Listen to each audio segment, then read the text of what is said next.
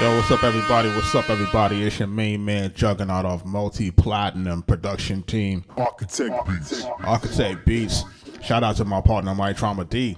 It is a Saturday, and we are basically doing the music production, beat making live stream. Every day we get together. We make music production tutorials daily on the Akai MPC XSE. Showing people how we work on our music. If you're unfamiliar with us, like I said, we're multi-platinum producers. Big Pun, Nas, Prodigy at Mobb Deep, Raekwon the Chef, Jada Kiss, The Game, Killer Mike, Freddie Gibbs, and so much more.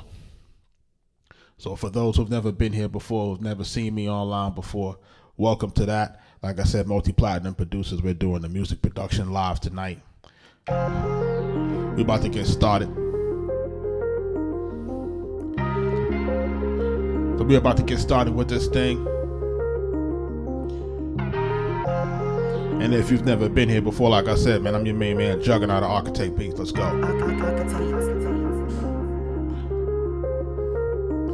So what I got here is I got a nice little 4-bar sample.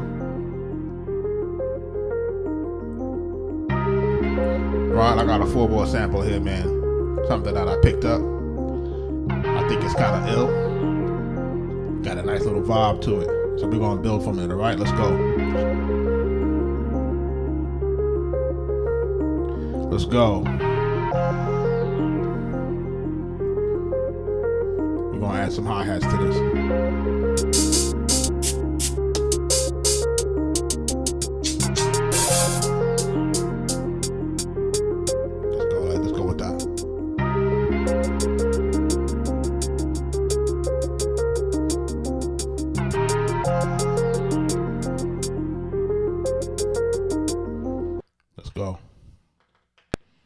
Let's go.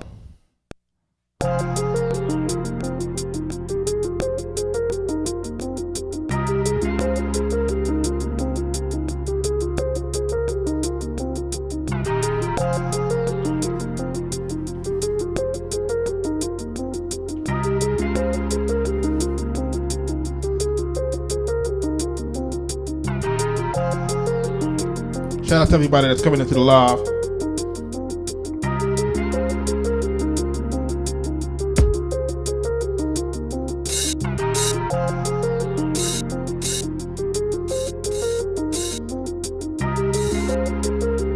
We're gonna add an open hat to that.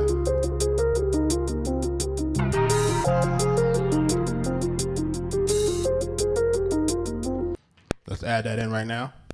Shout out to everybody that's in the live.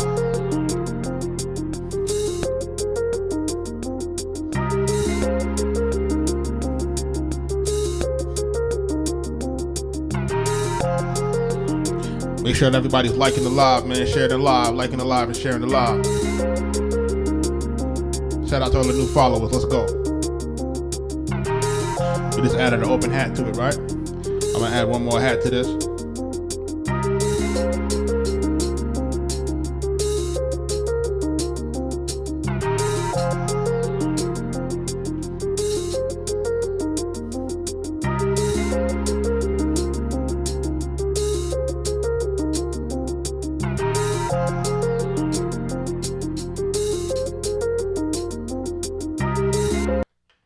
Let's go, let's go.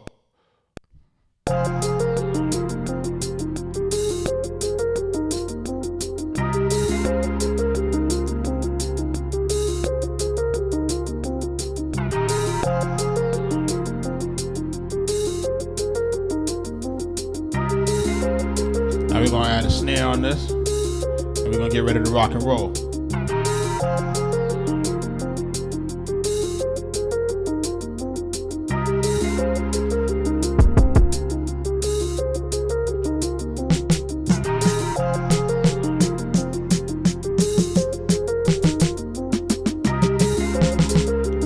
That one. Add a snare to it. I'm gonna tune it up.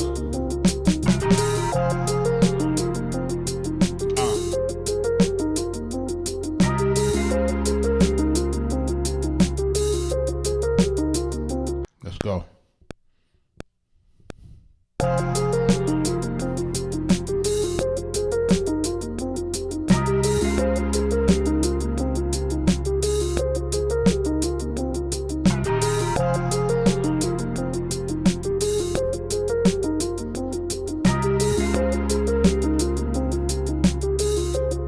y'all liking the live, man.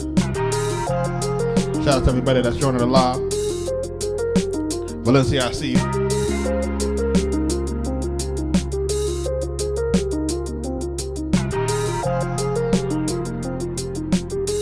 Let's go.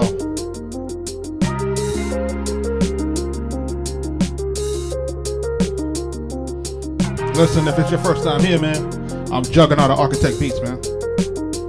Multi-platinum producers, Big Pun, Nas, Prodigy of Mobb Deep, Raekwon the Chef, RZA, Killer Mike, The Game, Maya, Shorty Low. Let's go. Max B. I can't forget Max B. Why you do that? Let's go.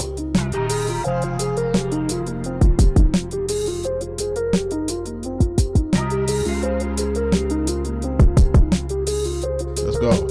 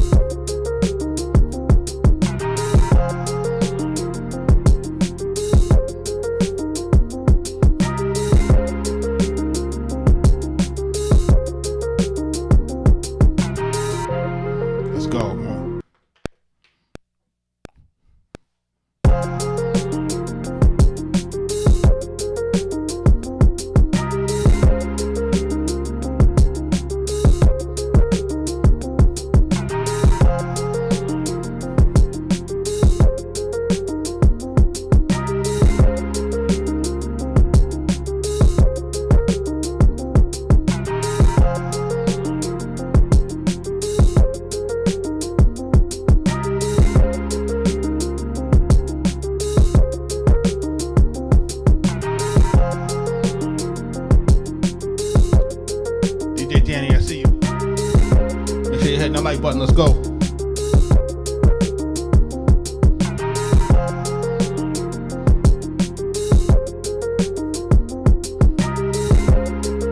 So now we gotta bring out some of that low end, right? I know y'all hear it.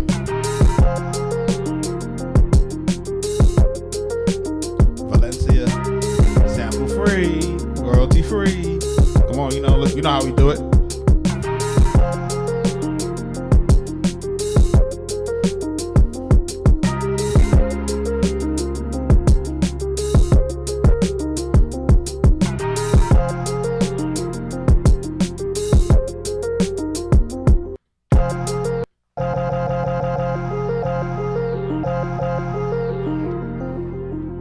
That sample is at F minor, just for those who are joining into the live. And what I'm going to do is I'm going to make sure that my piano is at basically the same tune, so that when I start playing the notes, everything goes, right?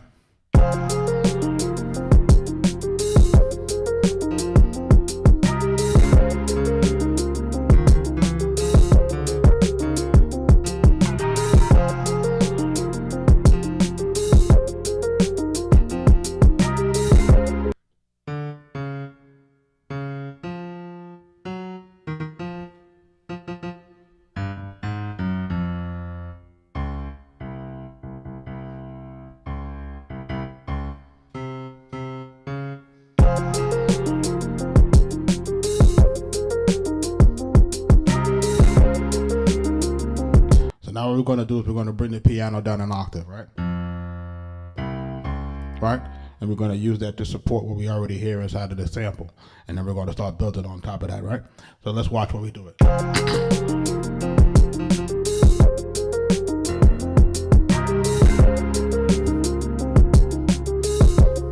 We want the beat to sound more sinister. We want to sound like somebody's chasing you for money. Let's go.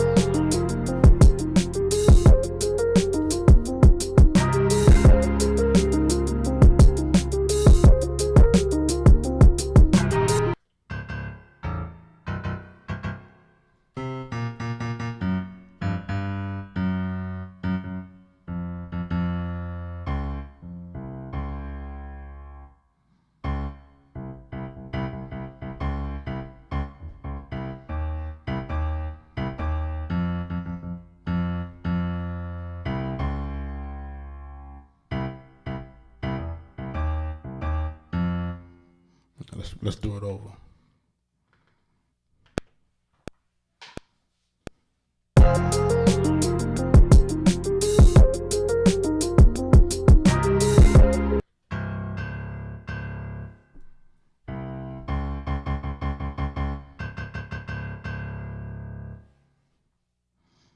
Sounds funny to me. I don't know why it sounds like that to me.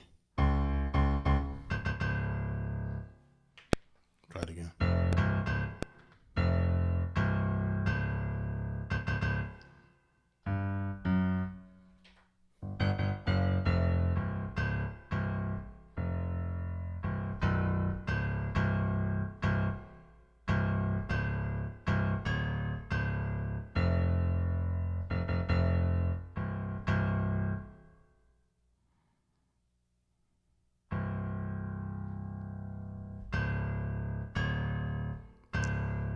Wow.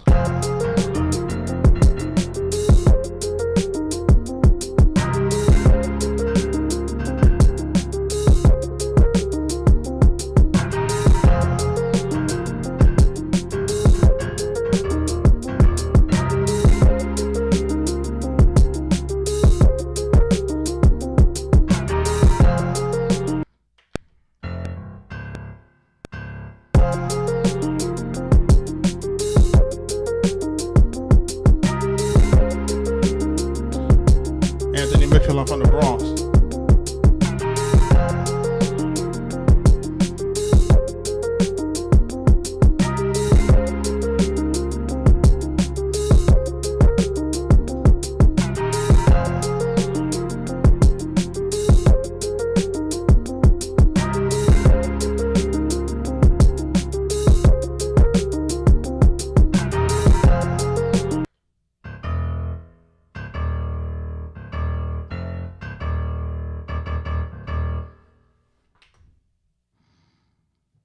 Let's fix that.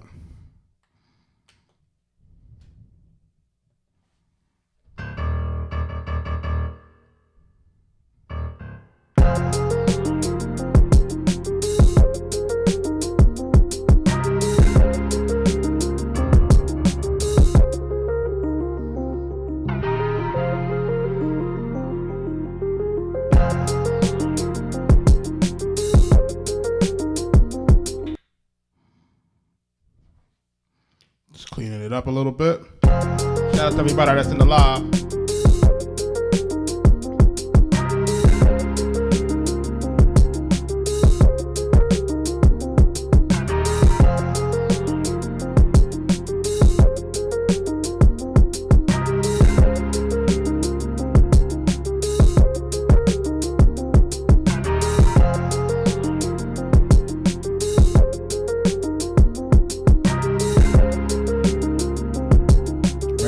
What's happening with your NPC, man?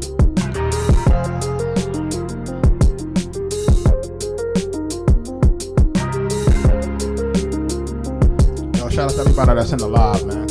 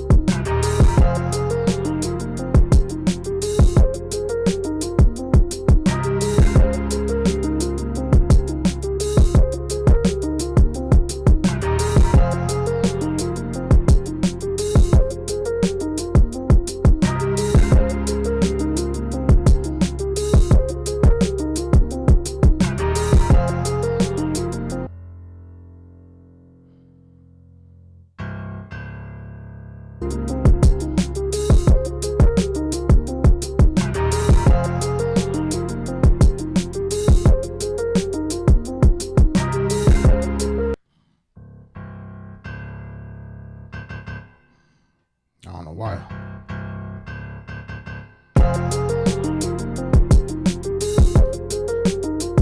John, you gotta pick up the pen, man. Let's go.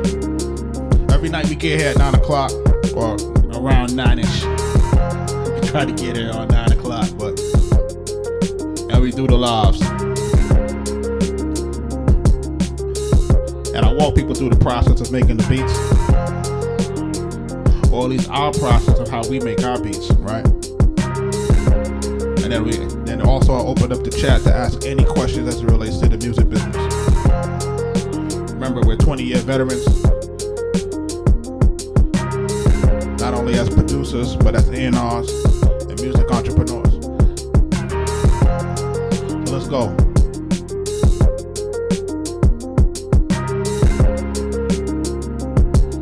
We do collabs on live? No. I can't have people come on a live and then go crazy and then have my channel demonetized. Can't take the risk.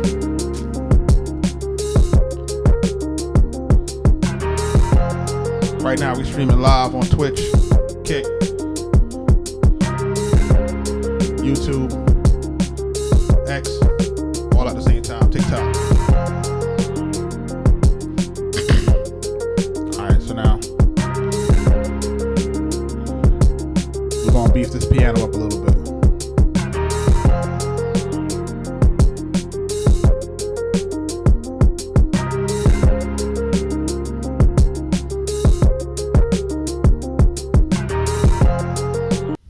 What we're going to do here is we're going to move this up an octave.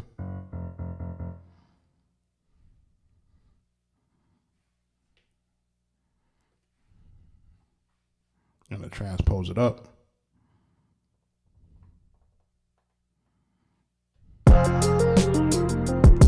Right.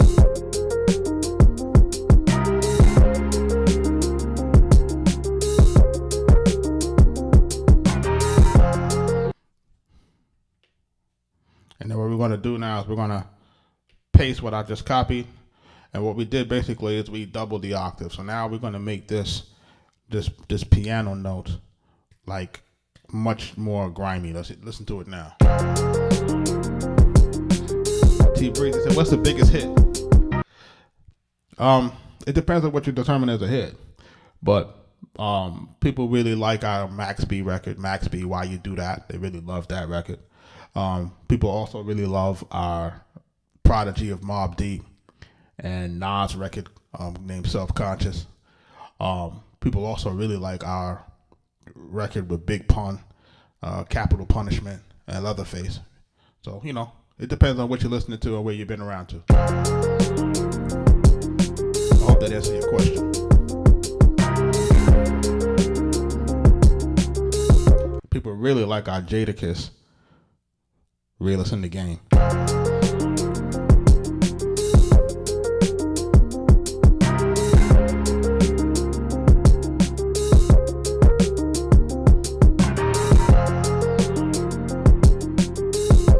So you hear what we did with the piano, right?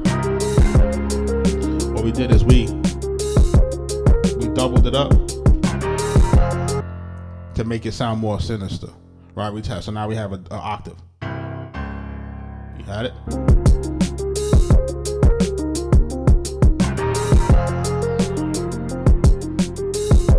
Ed Spence, we're here every night, man, 9 o'clock, man.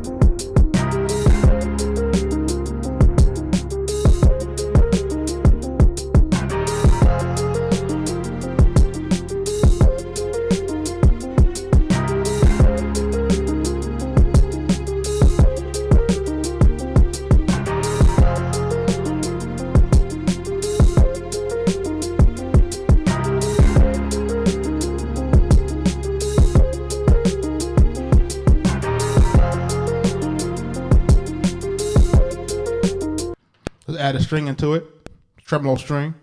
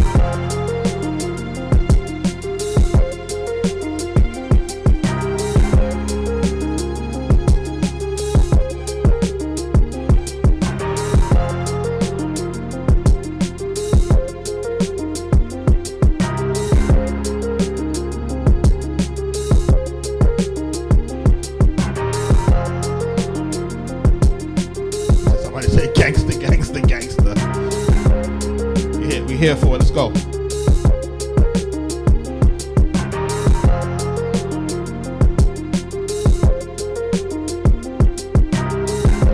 Listen, I ain't get to the bass yet. It's coming. Let's go.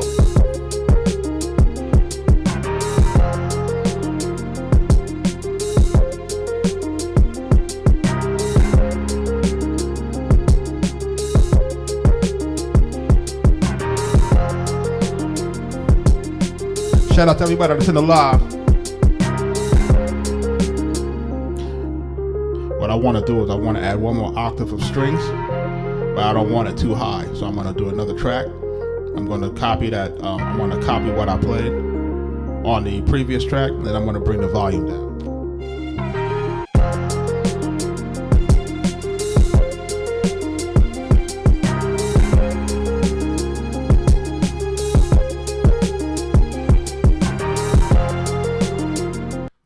Let's do that. Let's go. We're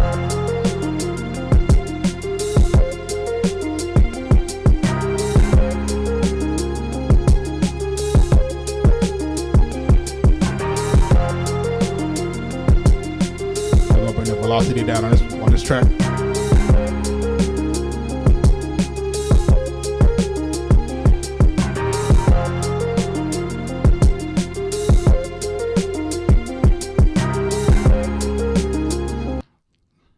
Let's add one more track, and let's get this. We're gonna turn this into our bass track, right? Now we gotta find a bass that's gonna be like, you know, it's like it kind of gotta be a little synthy, but not really synthy, but something to drive home like the low end, because the piano was already giving us the low end, right? So we gotta figure this thing out, right? So follow along with me. Let's find the right sound. Let me try something here.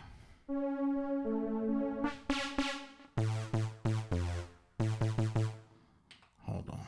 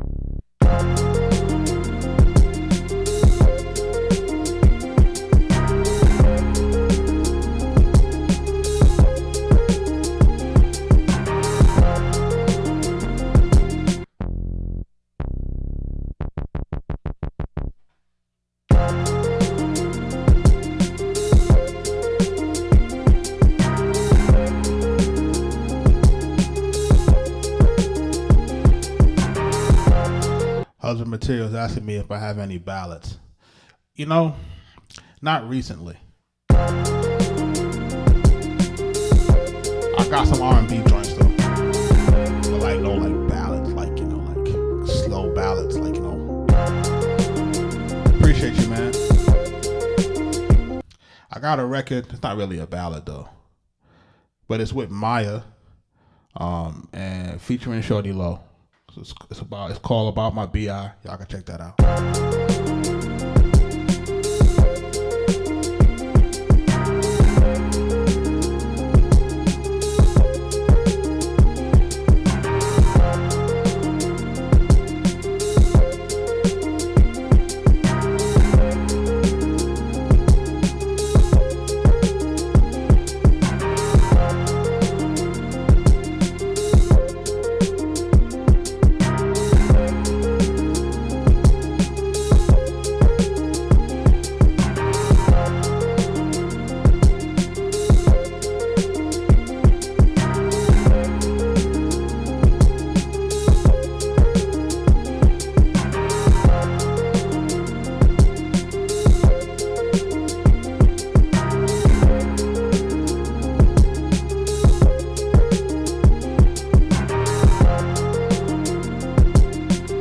Of the beat. Normally I ask the chat to name the beat.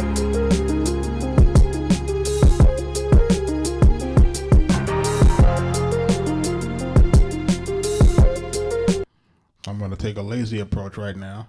And what I'm going to do is I'm going to just copy what I played here with the piano. I'm going to copy that. I'm going to copy it real quick.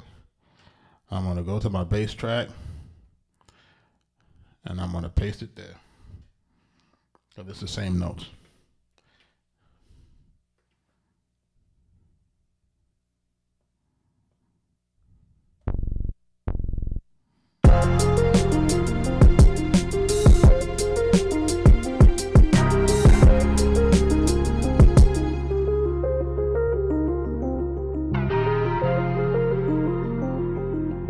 It's a matter of finding the right sound.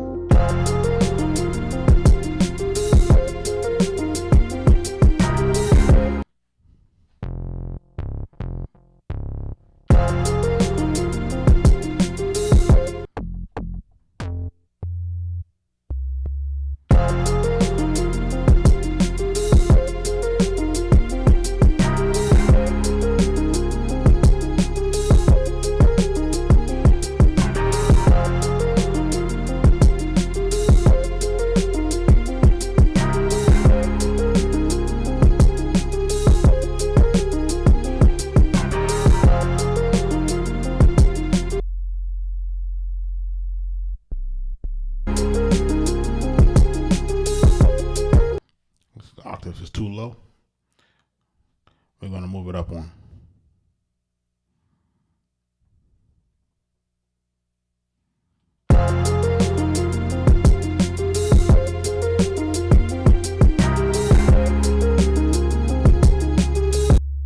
There we go.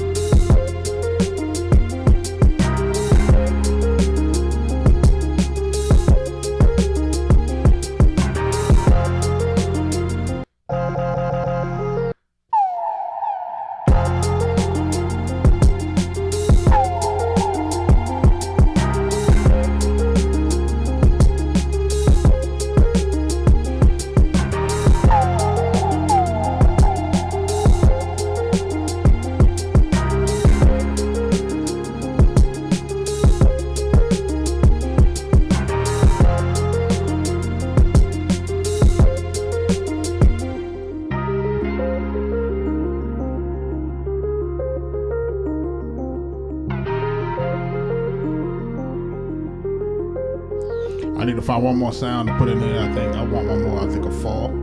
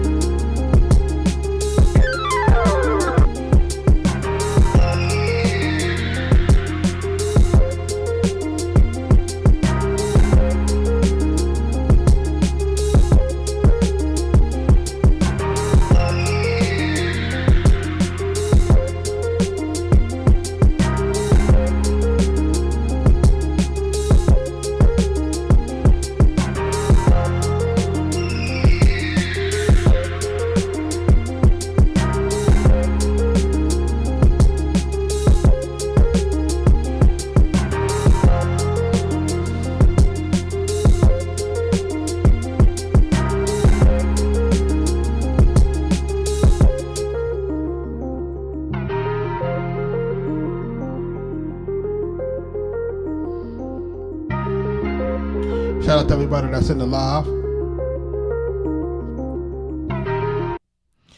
Shout out to everybody that's in the live, man. I'm gonna add one more sound to it, but in the meantime, while I'm getting into that, yo, everybody, where are you at from the live? People tell me where you're from. If it's your first time here, man, I'm Juggernaut of Arkatech Beatz. Shout out to my partner Mike Trauma D. Every night we get on and we basically do the live as it relates to music production, music business, music industry. Make sure that you're following everything at Arkatech Beatz. Make sure that y'all copying the books. The books are basically like, the Musician's Guide to Music Publishing, the Musician's Guide to Music Copyright, and then also the Ultimate Guide to Forming Your Own Music LLC. For those who want to learn about the music business, we are here. If you want to ask questions, ask me anything in the chat, right? Anything in the chat as it relates to music business, music industry, social media, marketing, anything as it relates to that. You know what I'm saying? People who have been in my chats before, who have been in my lives before, they know I answer any questions. Basically, we're here to help and support aspiring musicians and artists and producers. So, we got to try to make it do what it do. You know what I mean?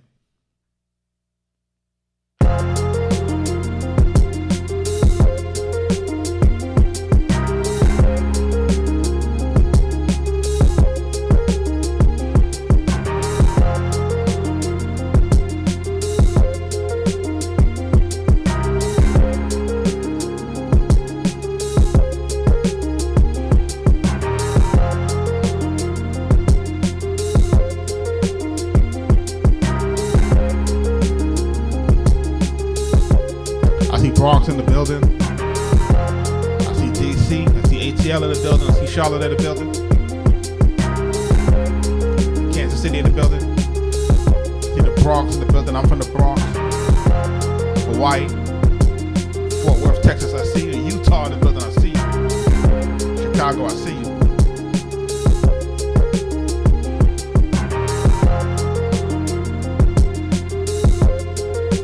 People are saying they had Styles P. I definitely hear that. I need a name for the track though. North Carolina, South Cali. I see you.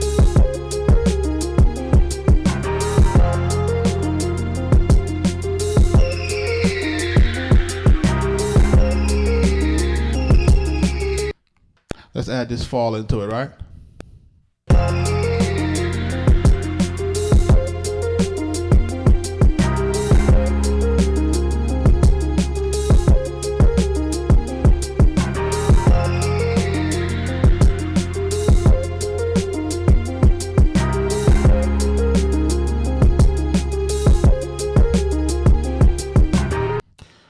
What we got here? We got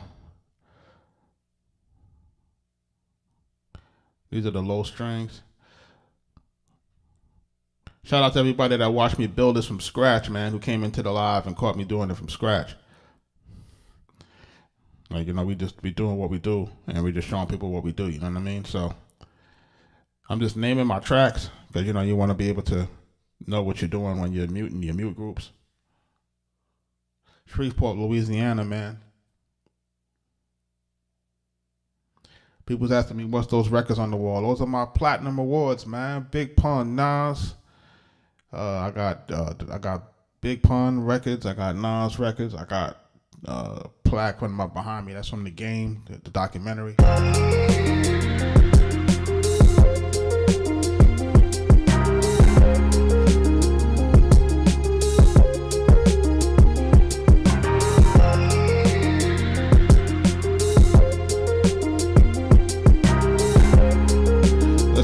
We're 20-year veterans, man. We're trying to basically show people, how to get into this thing. Music production tutorials, music business information, just trying to provide that. I need a name for the beat though, chat.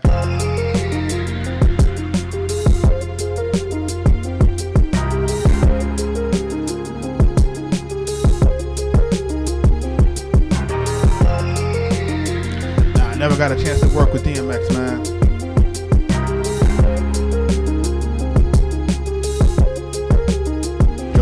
Says Dark Knight, 23rd Street, Armageddon. Rob Mully says Fallout. Life choices.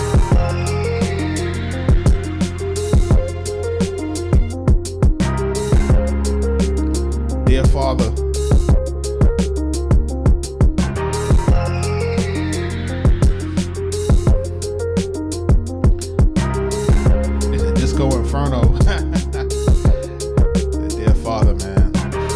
Father seems to hit, man, because I lost my dad in 2022, man. So I never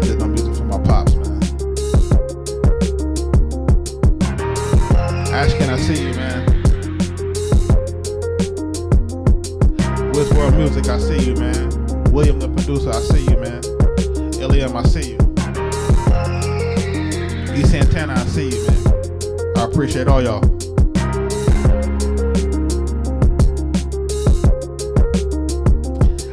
Yo, somebody said chocolate rain. That's what it sounded like when I heard the loop. I said, yo, it sounded like that. Chocolate rain, man. That's what it sounded like to me. It's crazy. Arkansas in the building, I see you.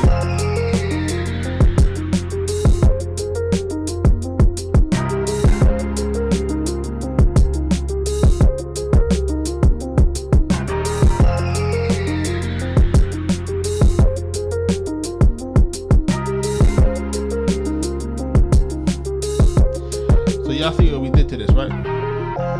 We got the sample, and then what I did is I added this piano to it, right? We added this low end piano to it, low end octave piano to bring it out, right? Then we added some strings to it. Strings already in there, brother.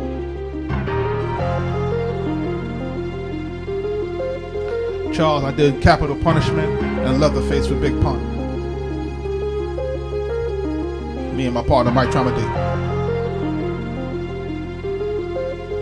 And also another record on Terror Squad album called Triple Threat.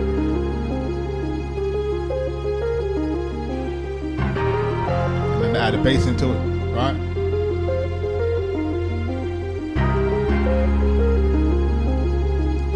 And we added this fall sound to the beginning.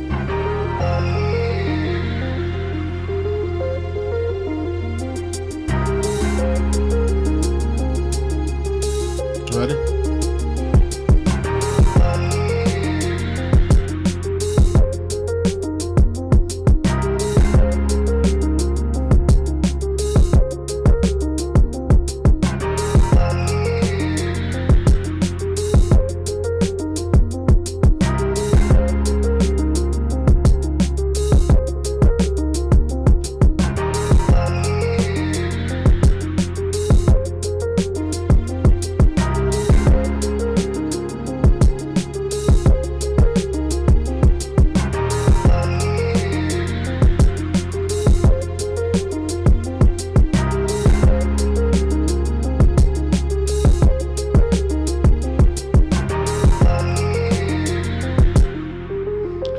Name it Dear Father, like my man said, man. Rest in peace to my pops, man.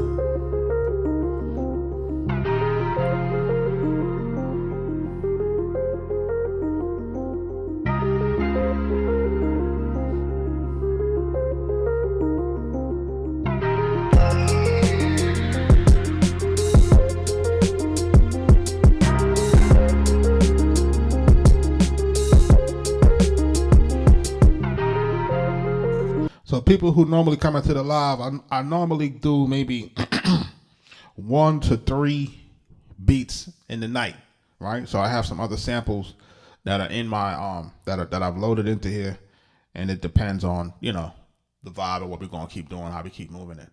So before I get into the other beat, man, does anybody have any music related questions, music business questions, questions about music publishing, music copyright? How to get into the business, how to get started, how to start music production, how to get into this thing, right? Because I know a lot of people are aspiring artists, and then they kind of feel like they don't know where to start. And I remember that feeling. And that's really part of the reason why I started the live. It was really to kind of provide that kind of information to people to help jumpstart you, and then also to help move you and navigate you through this crazy business. Because, you know, this business is wild. You see what's happening with Diddy right now. How long did it take me to learn the Akai? Remember, I had an MPC 2000 and an MPC 1002 XL, and because I had an ASR 10 or ASR 88. I used that. I've used Pro Tools. I've used Ableton. I've used FL. I used Serato Studio. And once you start using those platforms, you start to kind of get used to the things that you're seeing. So with this particular MPC X, I got this on my birthday in September, and it's really been, we're in May, so about 9 months now.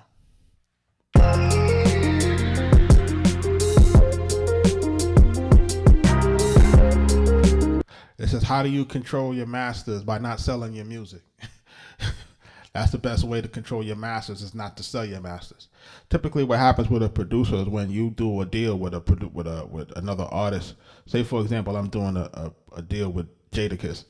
What'll happen is that they'll send me a producer agreement, and the producer agreement will go like this: like, yo, I want you to sell us the master, exclusive right to use the master, exploit the master however we want, and in exchange for that, we'll give you a royalty.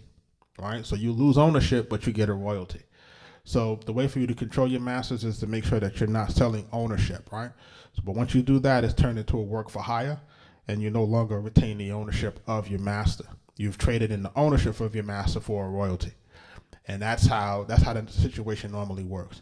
Now, if you get paid up front, that's typically called an advance against your royalties, and then what happens is you have to earn back your before you make any more money, you have to earn back what you got in your advance. Shout out to Sean Anthony Baker. Ableton is not an easy program.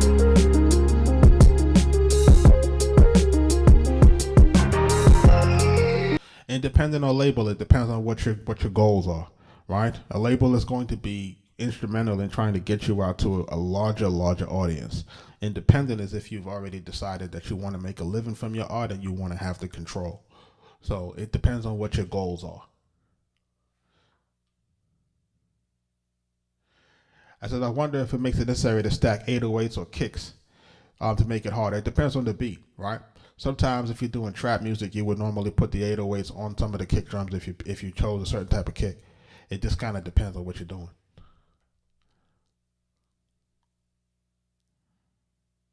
What do you say in return when they ask you to sell your rights? Well, when they ask you to sell your rights, what happens is you have to try to negotiate the best terms for yourself. You have to kind of look at this thing like this. You're making an exchange, right? For example, if I'm selling a beat to Drake, right?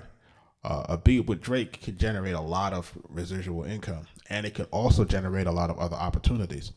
So you have to kind of weigh your pros and your cons, right? If depending on who it is, you know, some people may say, well, I don't want to sell my rights. It depends on who it is, right? It depends on what kind of residual you can make, and also depends on what kind of deal you can make and what kind of leverage you may or may not have. If a person really loves your record, they may give you more than they normally would get other people. It's up to your lawyer to kind of negotiate that for you. But at the same time, you need to understand what you can and can't do. And that's why I started to make these kind of things so people can understand what's going on. So the kick makes the 808 punch harder when they're layered together. Again, it depends on the type of music it is.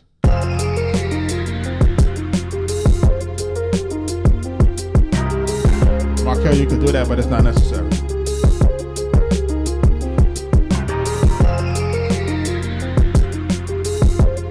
The Akai comes with its own independent software.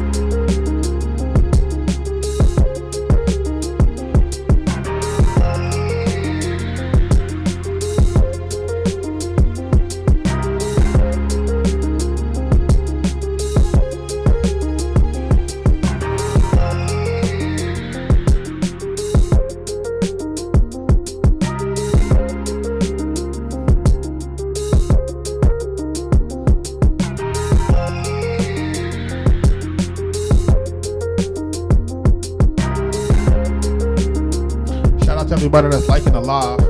Shout out to everybody that's sharing the live. Shout out to everybody that send me gifts. I appreciate that. Shout out to everybody that send super chats, gifts. I appreciate that.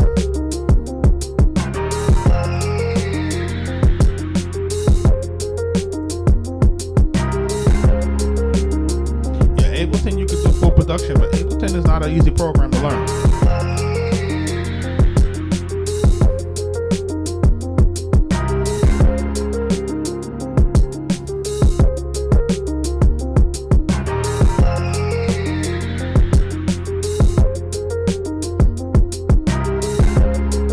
Shout out to everybody that watched us build this beat from scratch.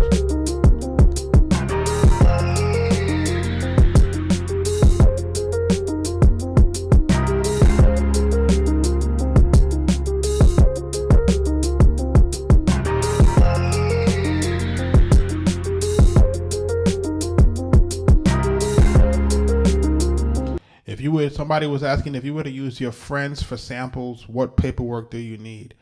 When you say use your friends for sample, do you mean your friends are going to play instruments for you for samples? Because if your friends are going to play instruments for you, I would suggest they come to the studio, and I would suggest that you pay them on a hourly rate, and then they'll become session musicians, and then you don't have to clear samples. That's the way that you circumvent that.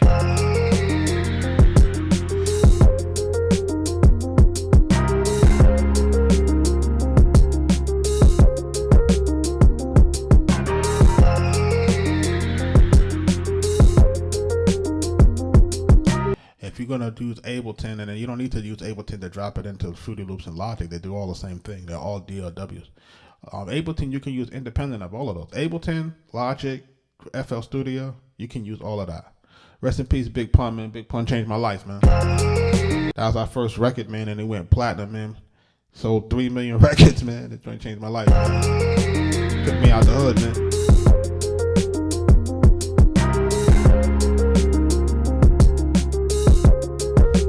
This is beat number 1.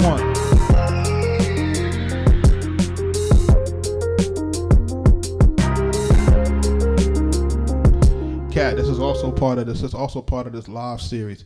Is us trying to basically build a community of artists that we want to work with.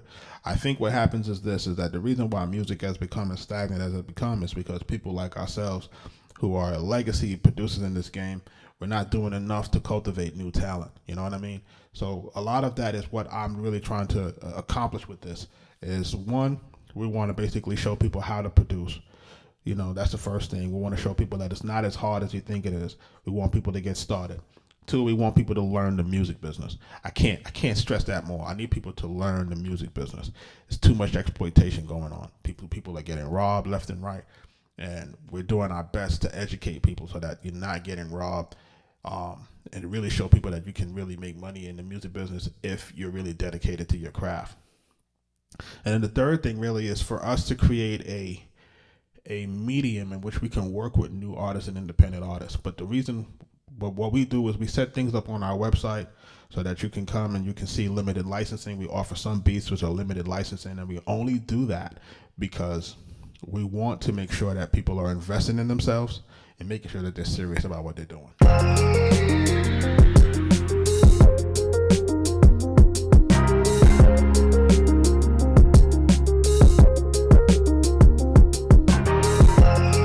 Yo, if you pay $26.99, I hope that's a vinyl that you pay for, because $26.99, boy, that's inflation numbers, man. For an album.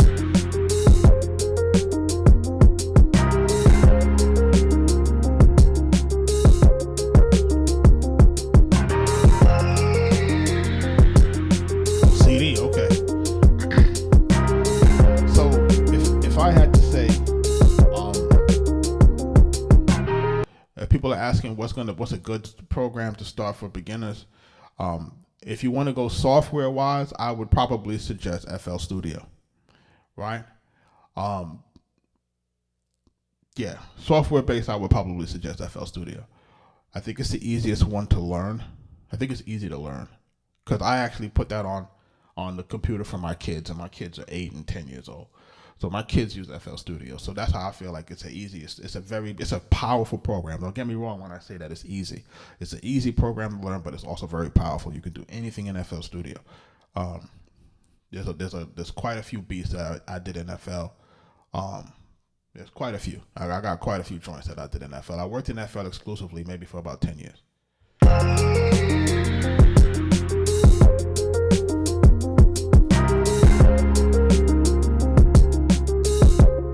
So how do we pick the artists that we want to work with? A lot of times the artists that we want to work with, the artists normally initiate contact with us, and then sometimes artists will, they'll say, hey, I want to use certain music. They'll purchase certain music, and then what happens is once they purchase whatever music and they record it, we always have a loop where we can where we have a situation where we can provide feedback for people who use our music. So if people are using our music, then we can provide them some feedback, and then that's how we kind of distinguish who we're going to be able to build more with, right? Or who has more potential. Everything is about building a relationship. And you got to build a relationship, man. You got to start, we offer some music and some stuff, so it's all about building that relationship.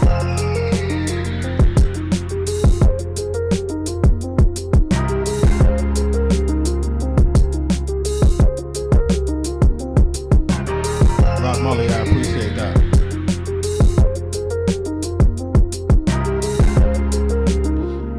Calvin, you can go to our website, arkatechbeatz.com, if you want more information as it relates to beats.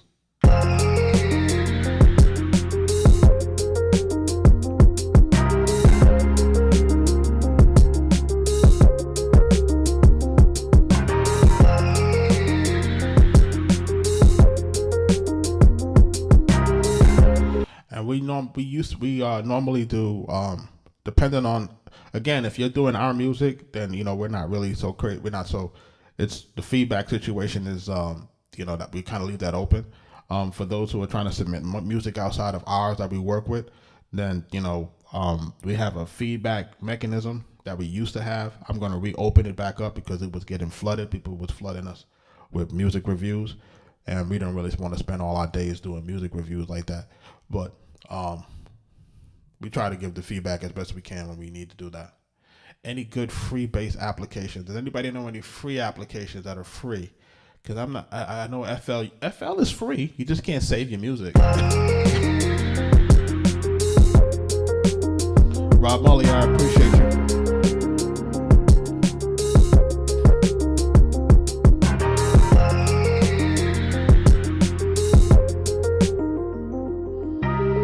I want to double this up, make this 8 bars.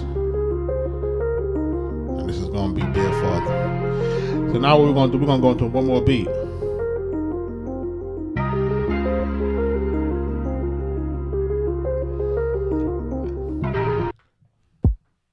And for those who are watching who came in late, I could watch it go from the beginning.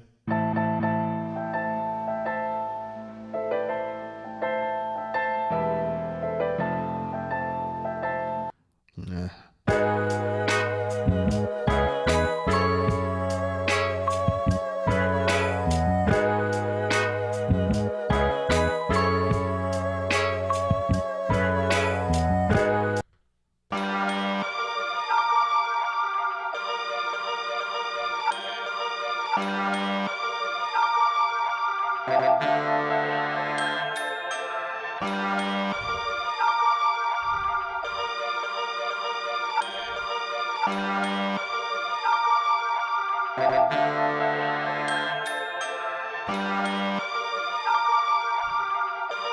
Try to think about that. That's gonna be a hard boom bap right there.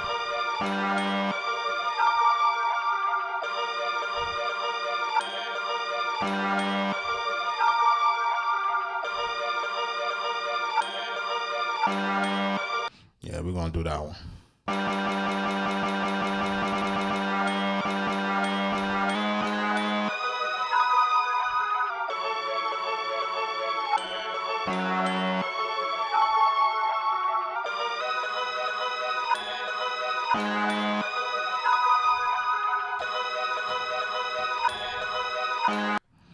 That's going to be about an 85 tempo. We're going to make it 4 bars.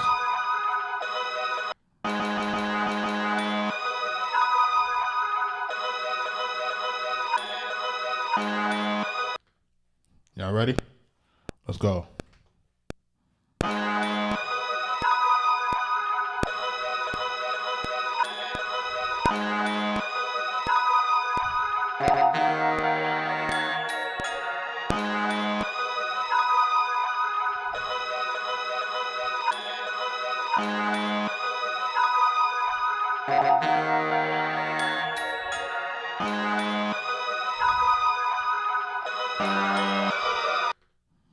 Put a hat on it.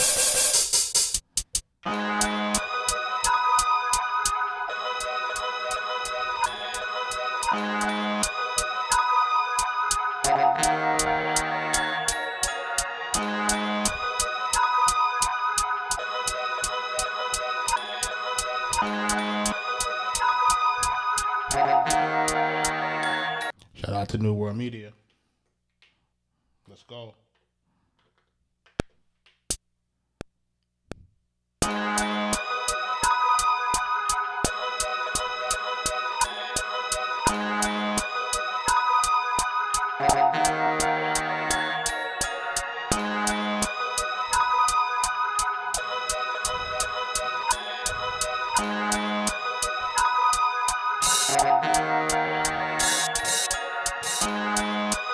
Y'all ready? Let's go.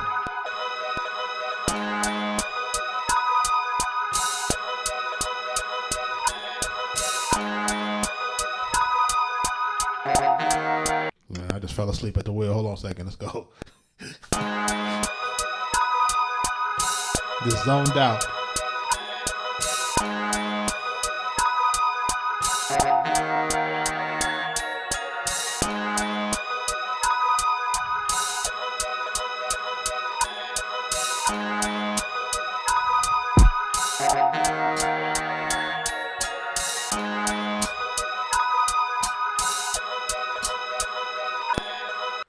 Let's go, let's go.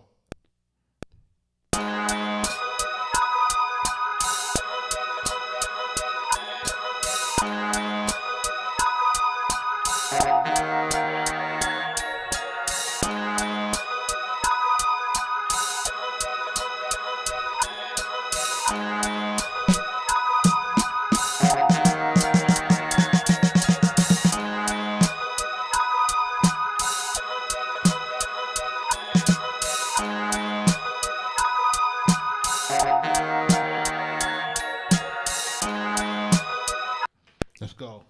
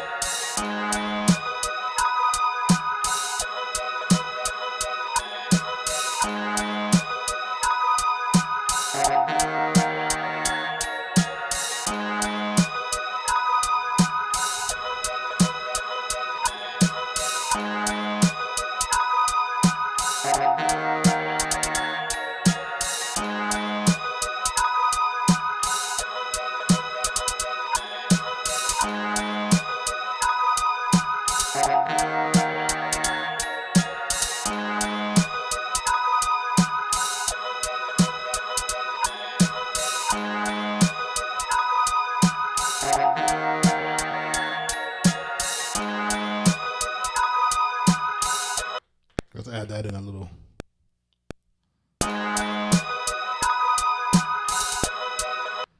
Let's do that real quick.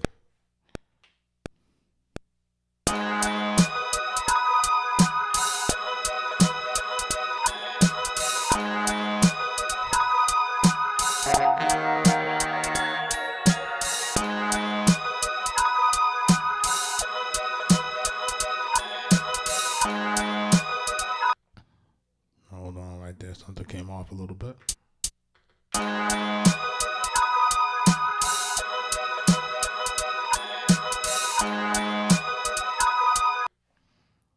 Like right there. I don't like that. No, let's take this out.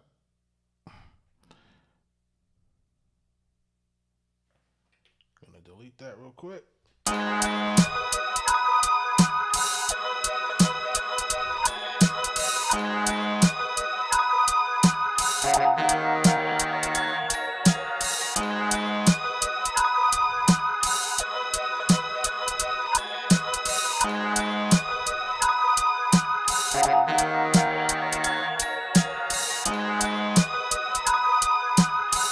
Y'all ready?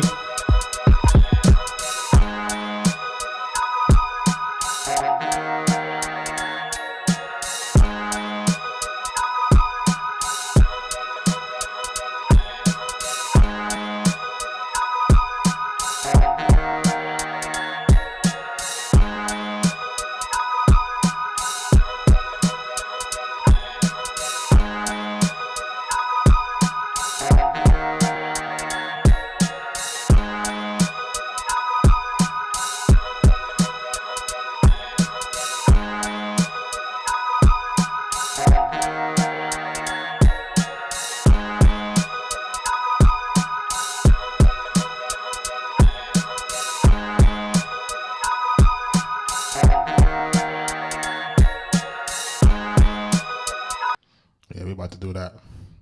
We about to do that all the way. Let's go. We about to do that all the way. Let's go.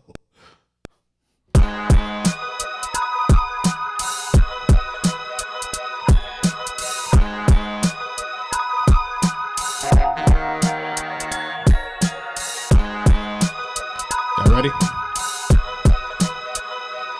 Now we gotta spice it up a bit. Let's go.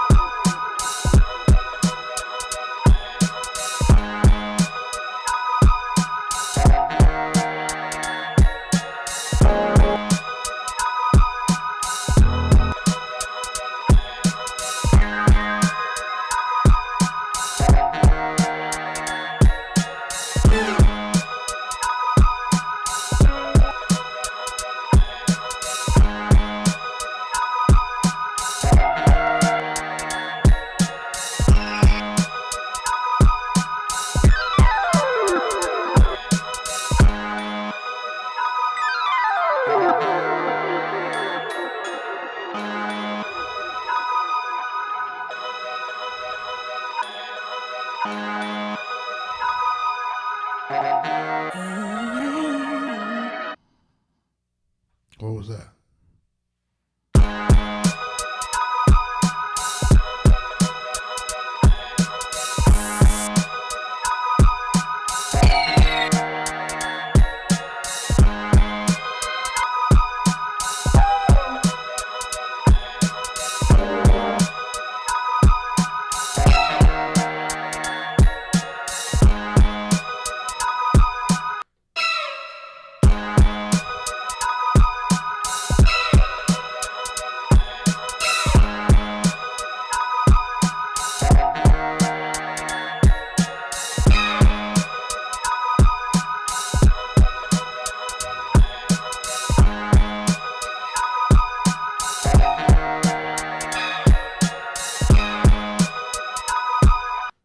Add that fall sound into it. Let's go.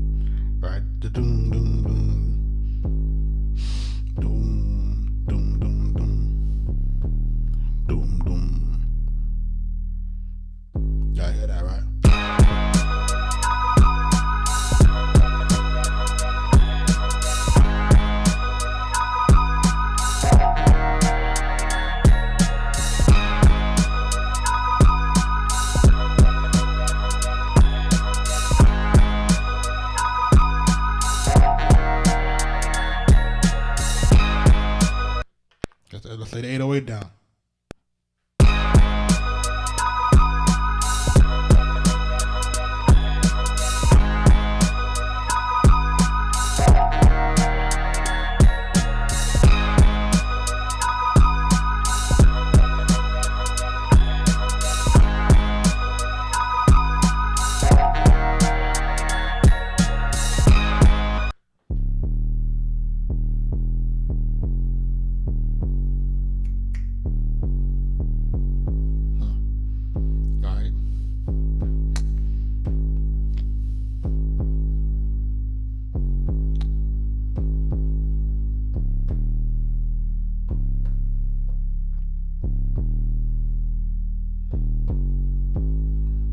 That's how it's supposed to go right there.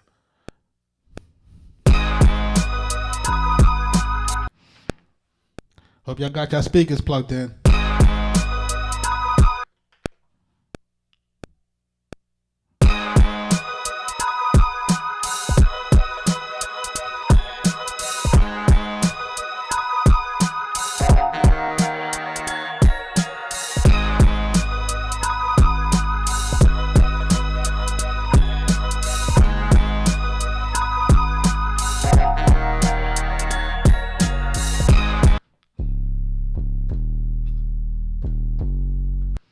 Try it again.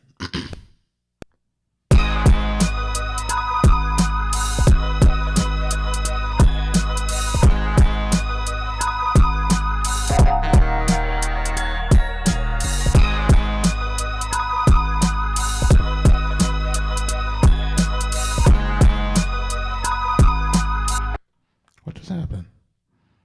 Man, NPC tripping. One more time.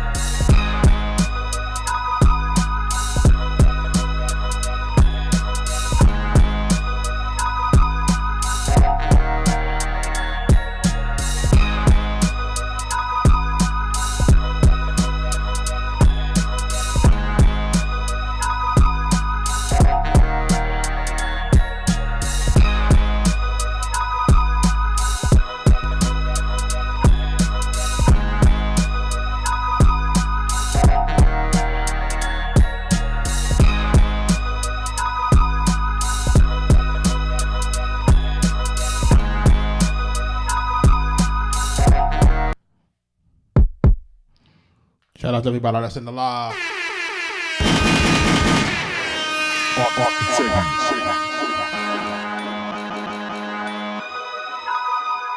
So now we're going to double this up. We're going to make this into 8 bars.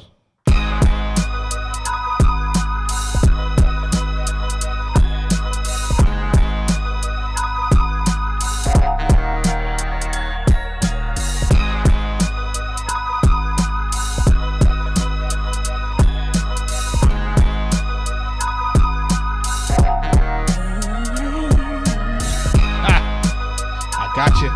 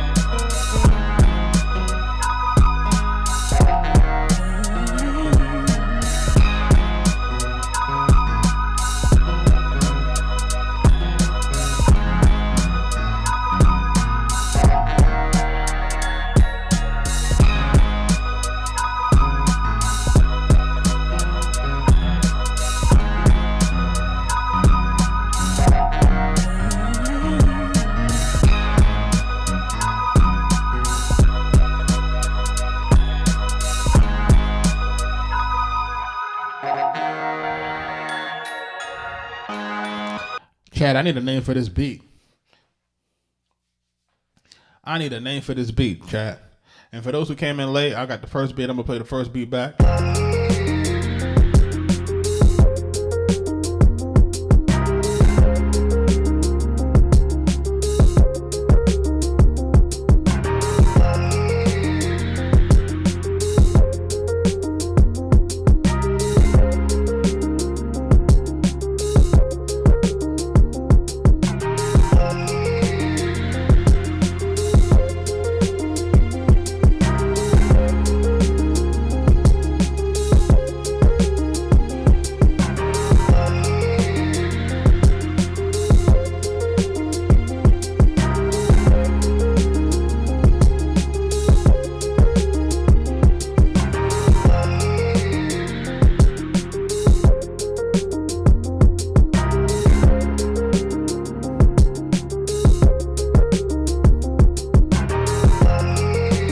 New World says Machiavelli.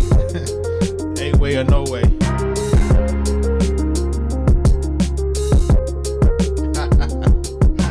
There's the new 007 game. Shout out Grim Reaper. Yo, shout out to all the new followers.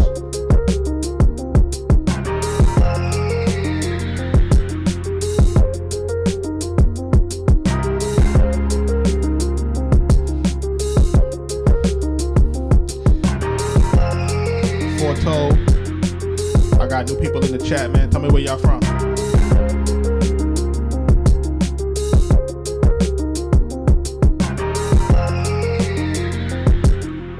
Rob Mully's asking me if I ever chop vinyl. Yeah, man, I used to chop vinyl. I don't do it anymore, man. Because there's way too many copyright restrictions. D9, I see you.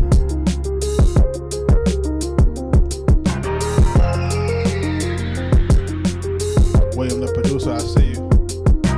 Rob Mully, I see you. Ashkin, I see you.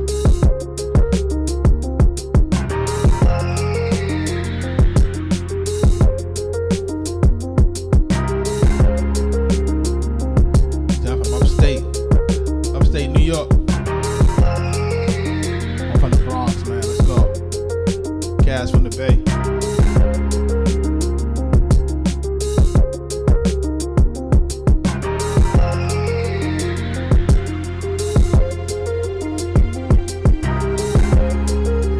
Upside Cleaners, check out the site for beats, arkatechbeatz.com.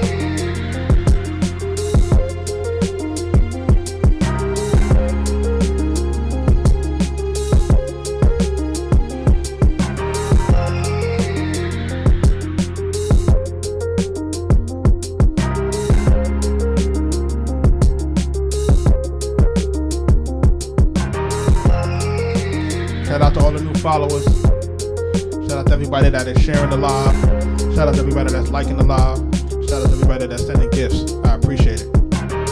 Listen, I'm here to answer your questions as it comes to the music industry, man. I know a lot of people want to get in. A lot of people don't know how. And I remember how that used to feel as a new artist or a new producer. So I'm here to answer questions too, man. Ask me whatever you want. Appreciate that. Get them low.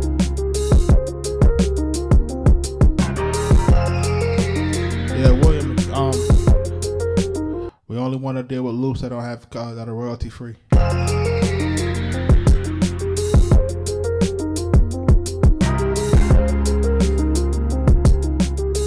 So this was beat number 1, right? And we did this at the top of the hour. And we named this beat Dear Father. Shout out to my, rest in peace to my dad. Feel like this should have been on a load screen in 2K12. It says, where do I go to copyright a song? If you're going to copyright a song, you got to go to copyright.gov. And that's where you would register your copyright. Now remember this, your song is copyrighted the minute that you make it. So see like how I just put it into a tangible form? It's copyrighted. You just can't enforce your copyright until you're registered with the Library of Congress, which is copyright.gov. Of course, you got to pay a fee. And then you can register your songs. I always say register your songs like as an album format so you can do more than one, versus paying individual for each song.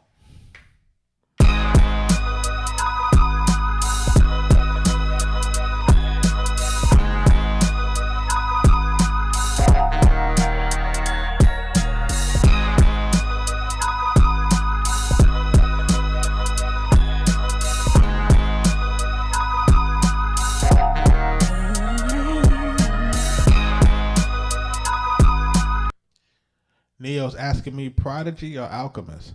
Well, listen, you have to understand that I produce for Prodigy. There's a song that we produced for Prodigy. You might have heard it with Nas. It's called Self-Conscious.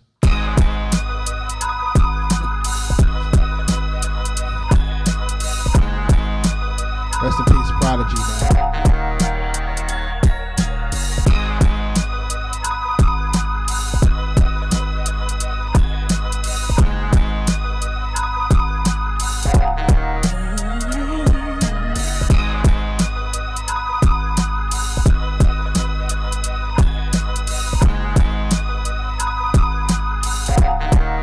So now if you notice with this beat, right, we took a classic boom bap beat, right, and it's doing a classic boom bap feel, right, but how it changes is because we added an 808 to it. And the 808 normally would not go into this like this, you know what I'm saying, because, 808 is more of a trap thing, right?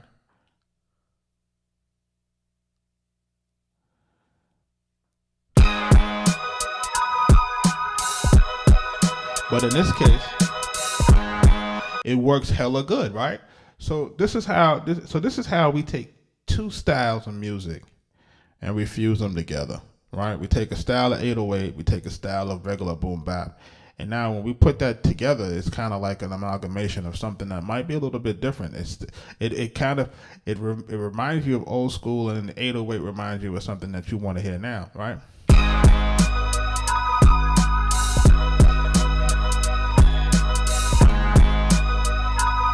And for those people who are in my live, man, you can't listen on your phone, man. You got to put your headphones in.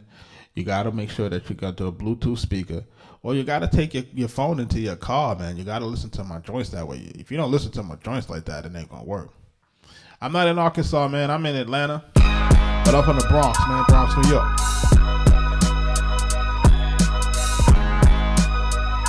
It already got horns in it. I don't really want to put more horns in it to make it to a marching band. You hear?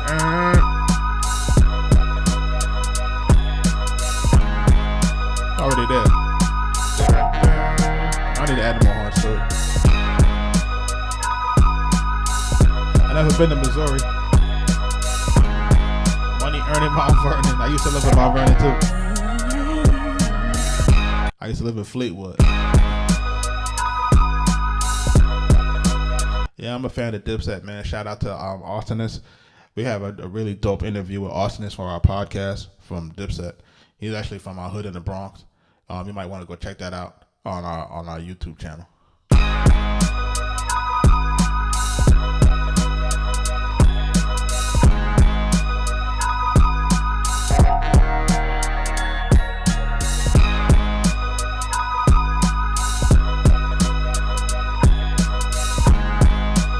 Shout out to Queens.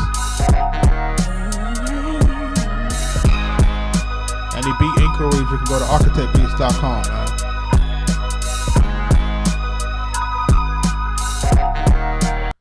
So that was beat number 2. What time is it now?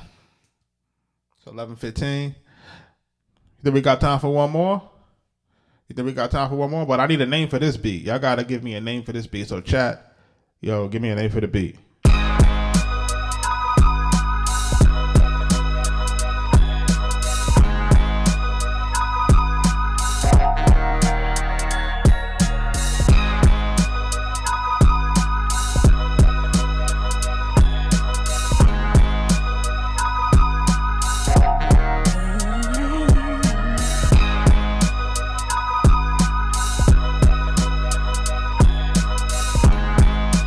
Bronx Tale.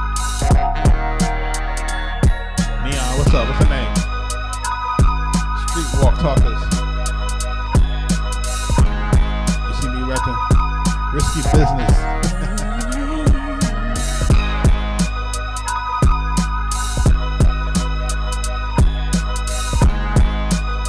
Paranormal activity. He said the bridge. The bridge. The Crash City. I like that.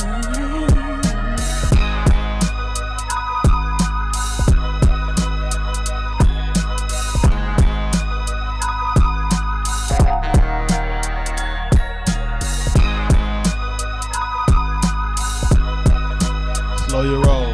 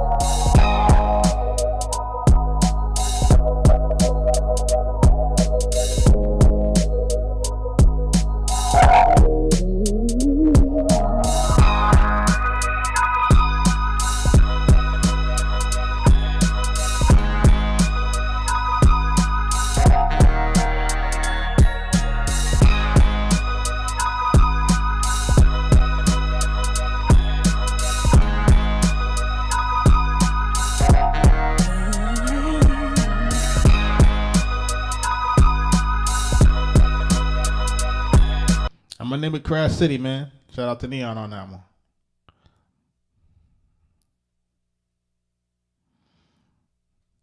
Should we get into another beat, y'all? Before we get out of here, should we do one more? I blaze, just blaze, but it ain't no rock. I like the beat.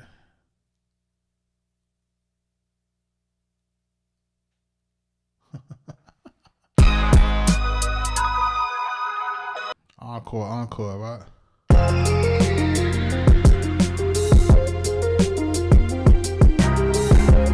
Should we get into one more? I got 2 more samples left. I got.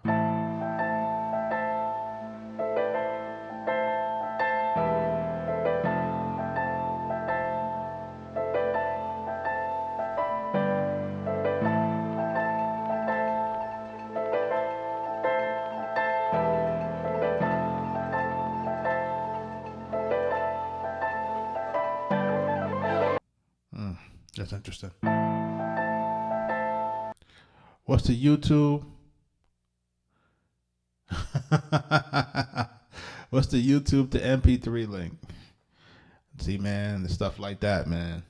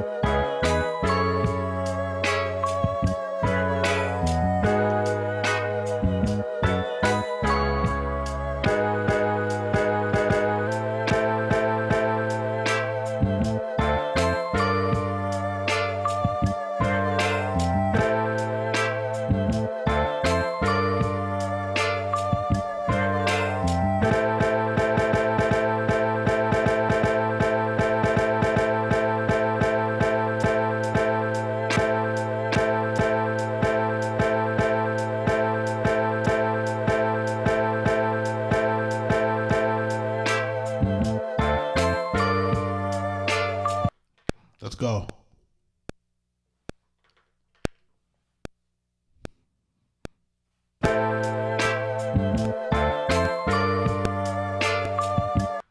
What's going on here? Hold on a second. Let's get this right.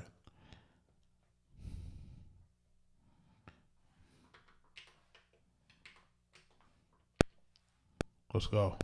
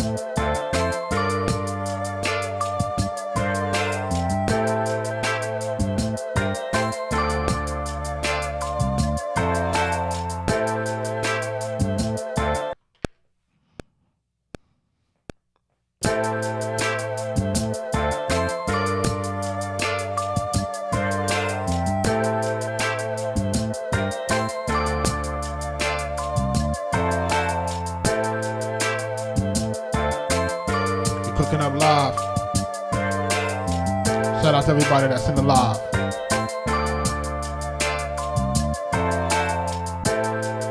Make sure you're hitting that like button. Make sure y'all sharing the live. Thank everybody for their gifts.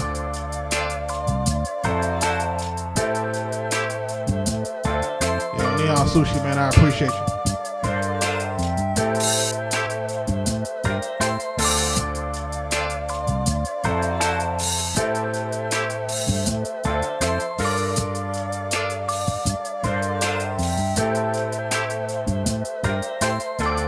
Let's go.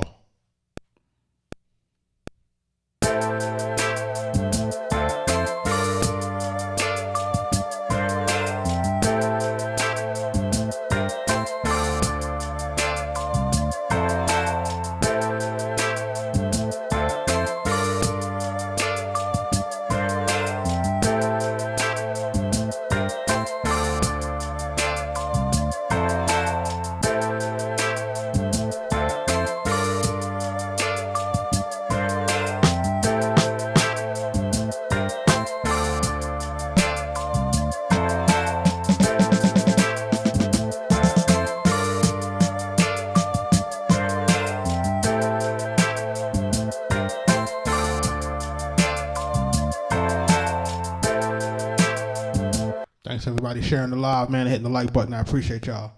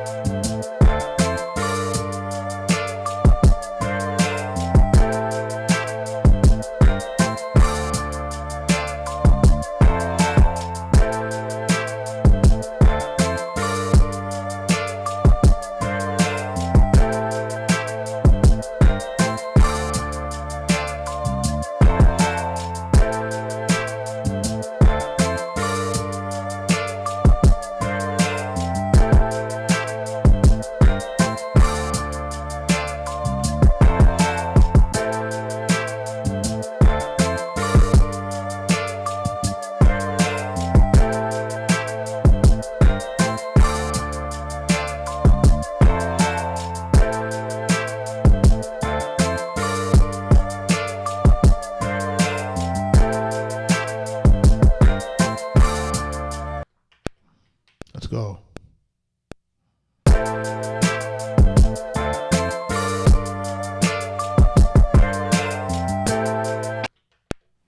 Let's try one more time.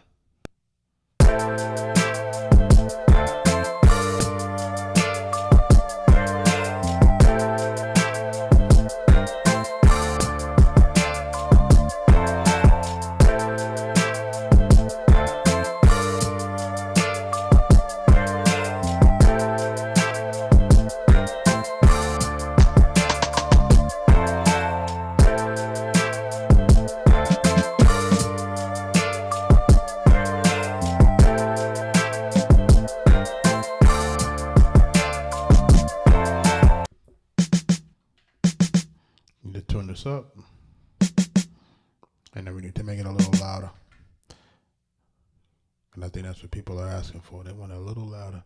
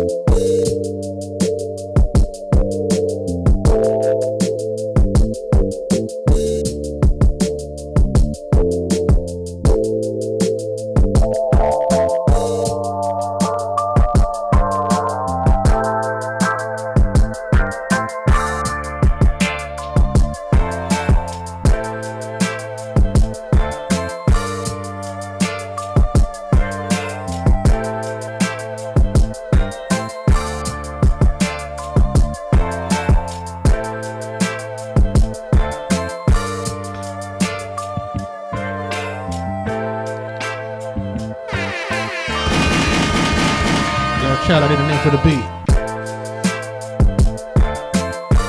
That's beat number 3. We cooked up 3 beats today. Let's go.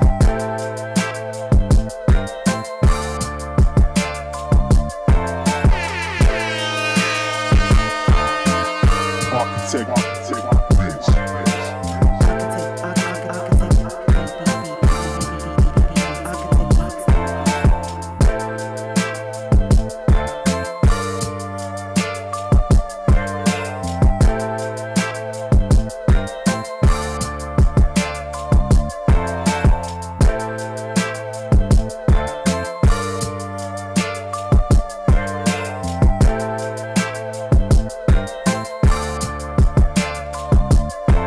Chad, I need a name for the beat. Let's go.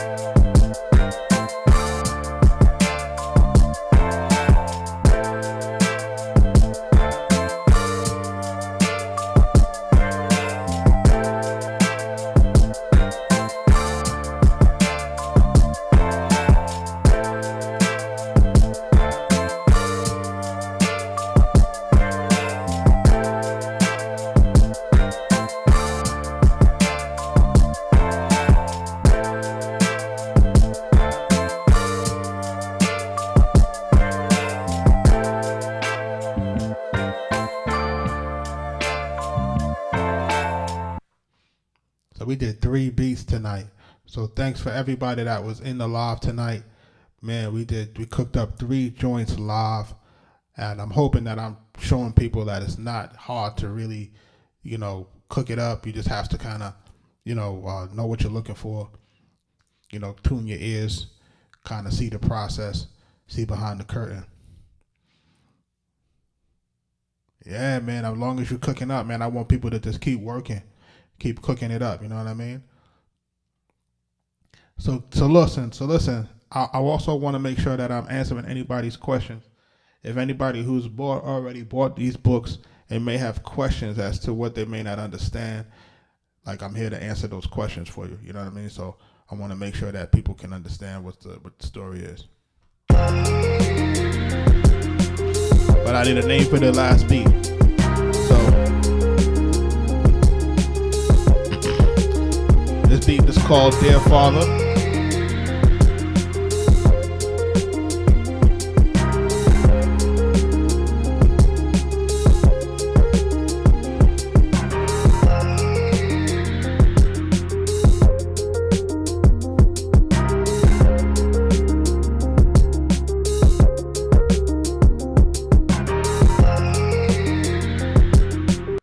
People ask me, how do you feel about the industry being evil?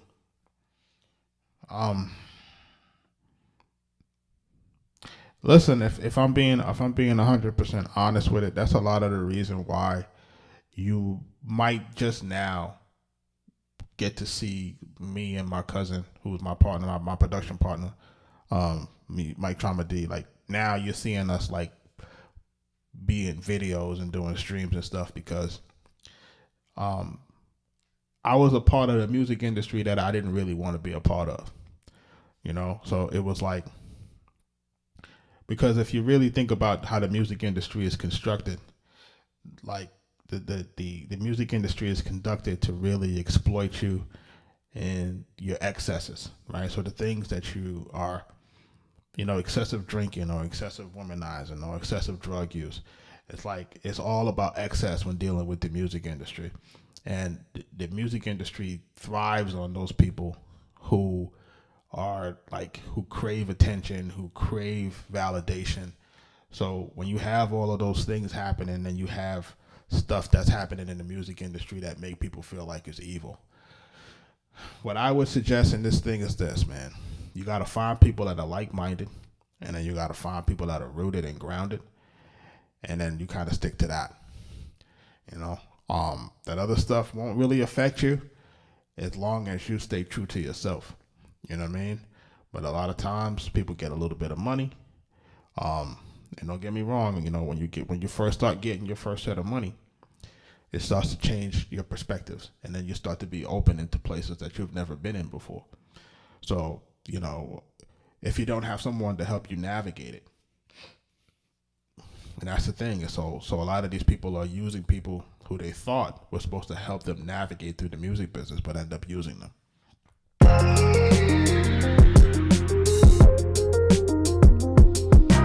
So I wouldn't say that the music industry is evil.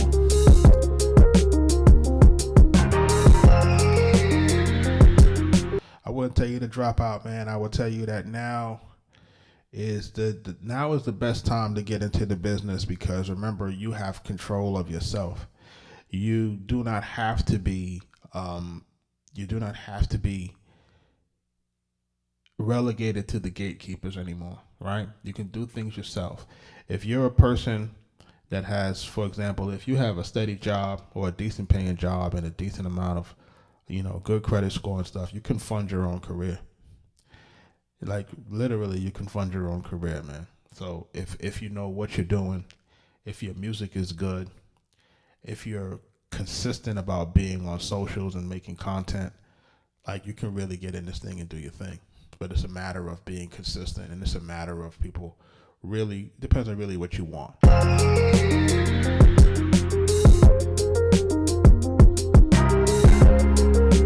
And then you grow with your community, you know what I mean? It's real. Shout out to Cash.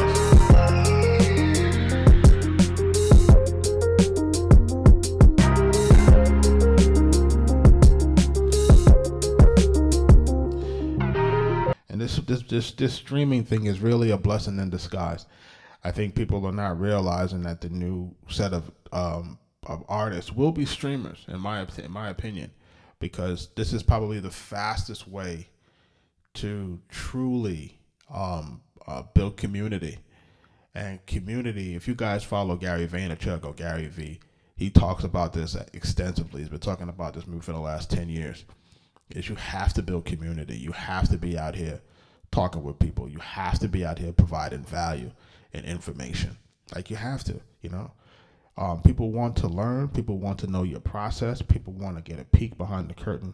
The days of you kind of cooking up in the background, like those days is kind of over. You kind of have to, you kind of have to put everything out in the open,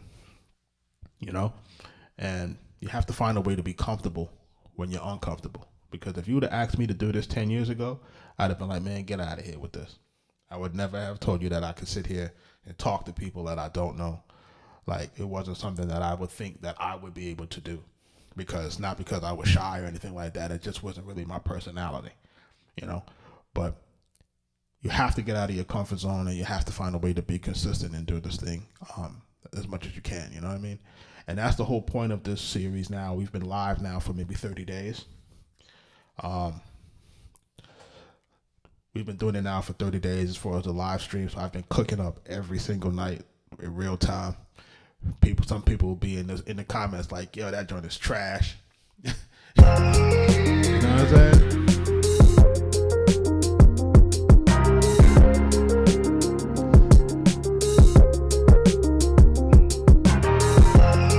Jerry's like, yo, let me hear your best work. Yo, I can't play the best work because remember, gonna get copyright strikes, man. So if you go to our YouTube, I got a playlist that says produced by Arkatech Beatz. You can go through that. You can go through all of the music that we produce, from Shorty Low to Meek Mill to Trouble, Eldorado Red, Sci-Hi to Prince, Waka Flocka, Big Pun, the Nas, unreleased Raekwon, unreleased Nas. Like, all of that stuff is on our YouTube.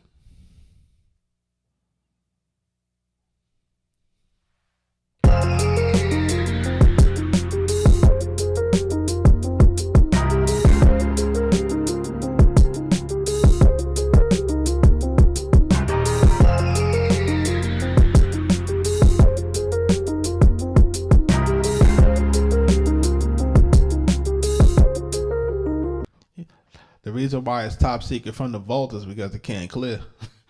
so I will be playing it. I will be playing it just to get a copyright strike.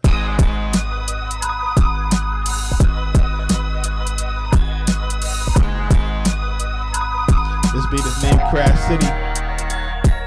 Shout out to Neon for the name.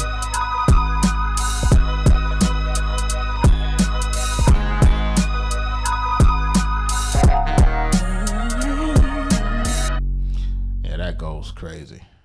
Yo, I still don't have a name for the third beat, man. What happened to the name for the third beat? This is the third beat. I need a name. The first beat was named Dear Father. The second beat was named Crash City.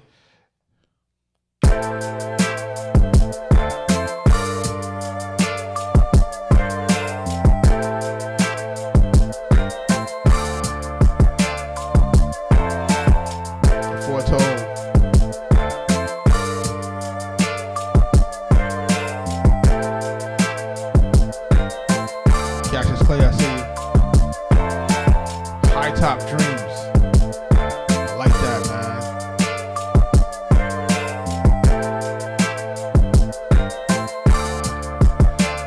Devin said high top dreams. I like that. I like that. High top dreams, man. High top dreams. I like that.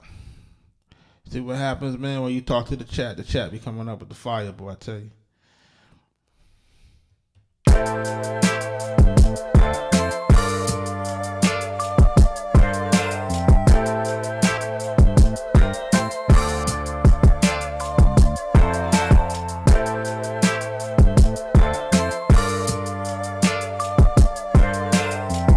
Good luck to you, Devin.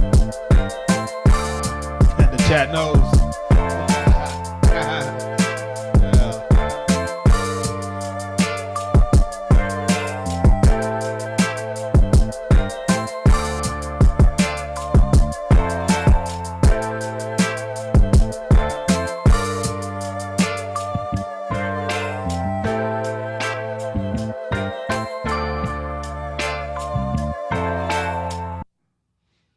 Yo, I ever tell y'all about the time when we met Nas, and we was having a listening party for Raekwon's second album, Immobilarity.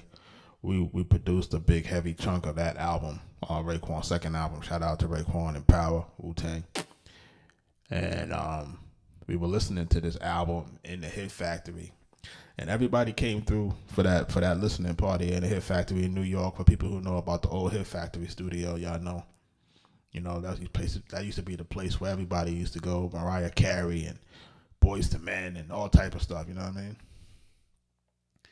So boom, we in the listening party. They playing all our music.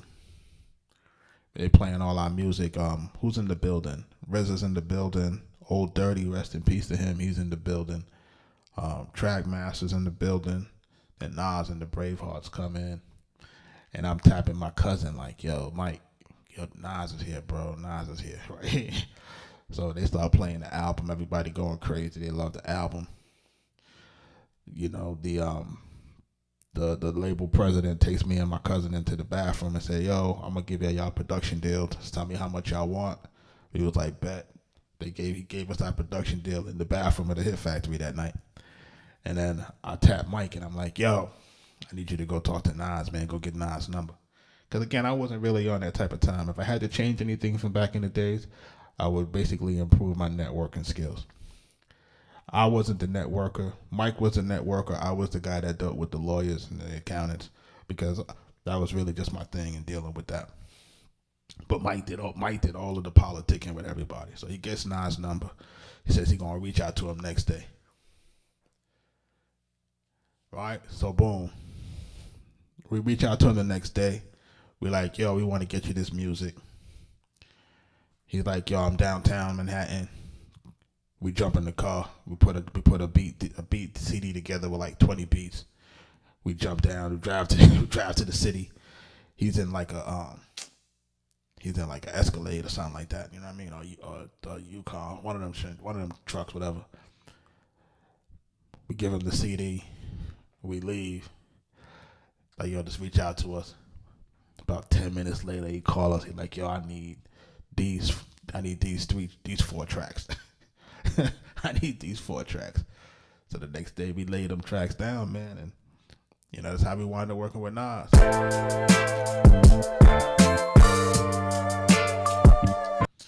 So Hyro, listen, yes, the stuff is for limited. It's not exclusive, right?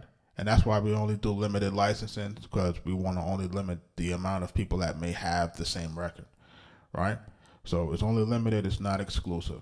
And the reason why we don't do exclusive is because what we're finding out, what's happening is that a lot of independent artists just don't have the mechanisms to make sure that they can manage the royalty stuff correctly.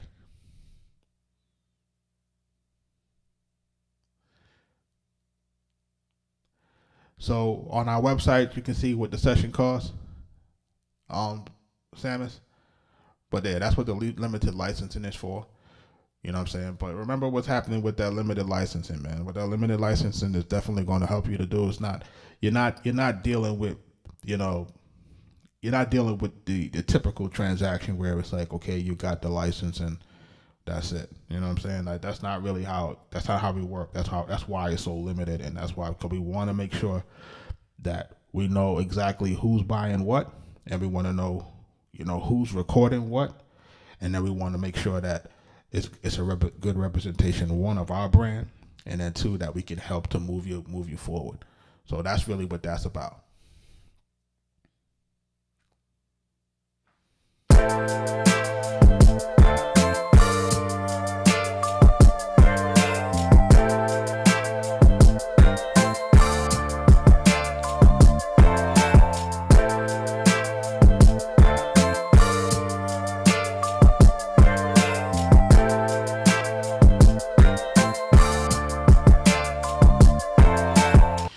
If there's music that you want, that you've heard on the live, that is not on the website, you just need to tell us which one it is, and then, we'll determine whether or not it's available for license if that makes sense.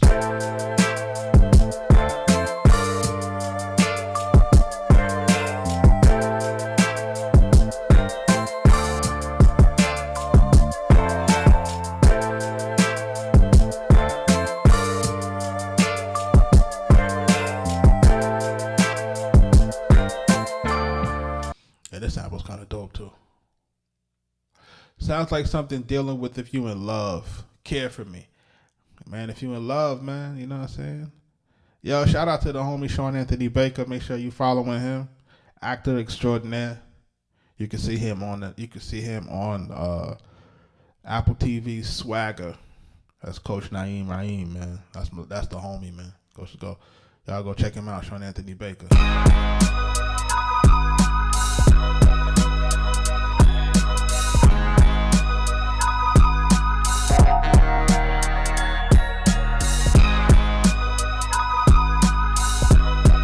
Jet Life in the building, I see you.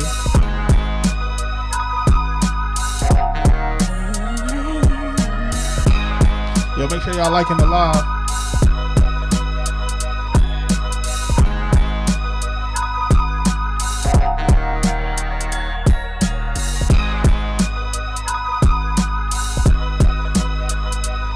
Cold Crush beats are available at arkatechbeatz.com.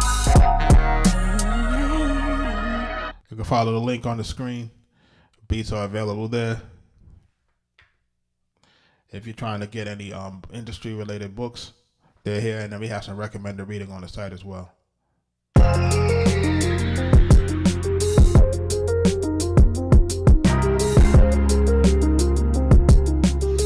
Make sure y'all sharing the live. Make sure y'all liking the live. This beat is called Dear Father.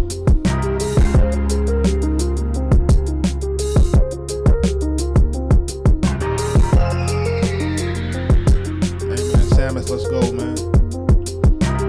It's about trying to inspire one another, trying to get people to see their dreams, man. Let's go.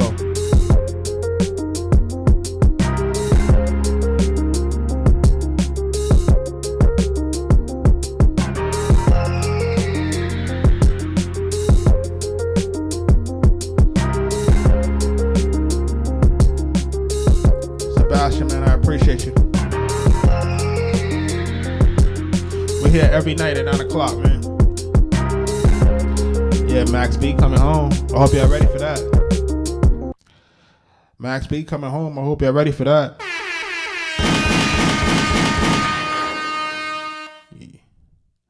Y'all know we did that while you do that beat. You know, we got a lot more of those waiting for him when he get home.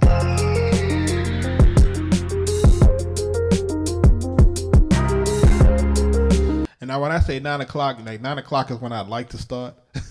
Sometimes I start a little later. Sometimes I start a little earlier. So you know what I mean? Like it just kind of depends on what's happening in the house with my kids.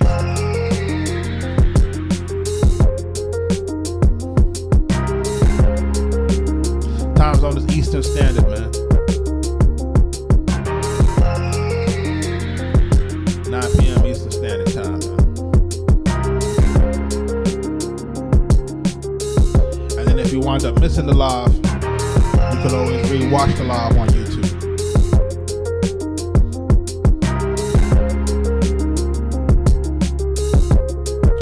Shout out to all the new followers.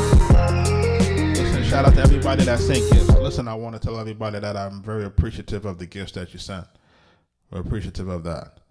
You know, this is not an easy thing to do, to get up here and do it live. But I'm here to answer the questions. I'm here to help people try to get through this thing, this music industry thing. This music industry thing is y'all see what's happening with this Diddy stuff.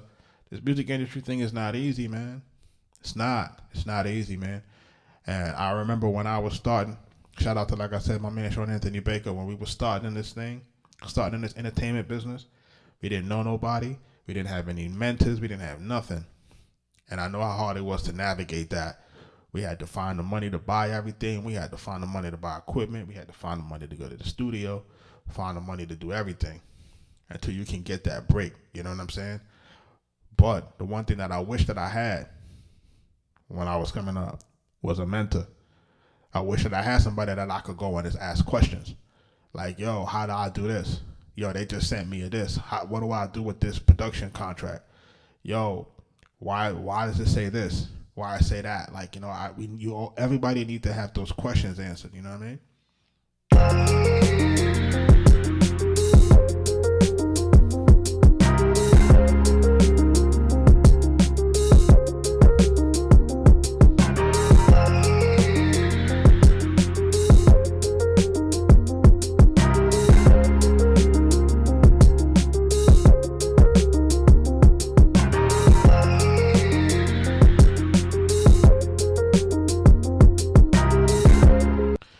Tomorrow morning, I don't know if I'm going to do it live, but tomorrow we're doing an interview tomorrow with a diamond producer.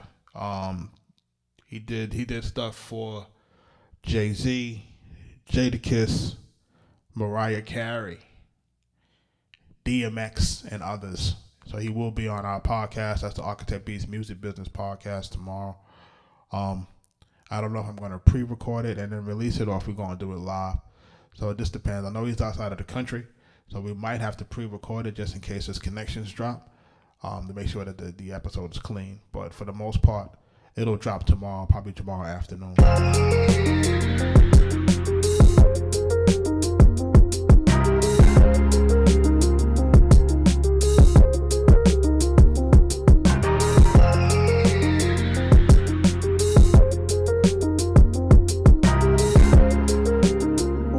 If y'all got any more questions, man, I got a few more minutes before I jump off.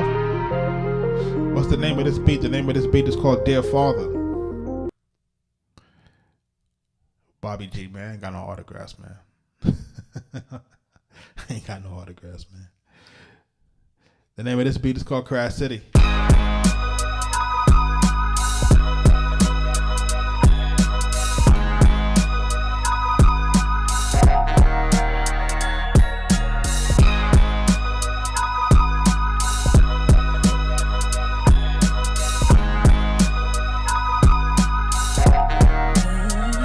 Appreciate that, Bobby G. I see what I can do.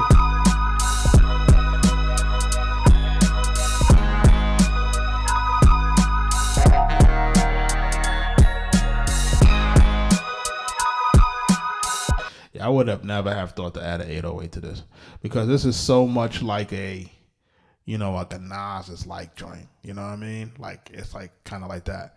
Am I in New York? No, I'm in Atlanta, but I am from New York. I'm a Bronx guy by way of Jamaica.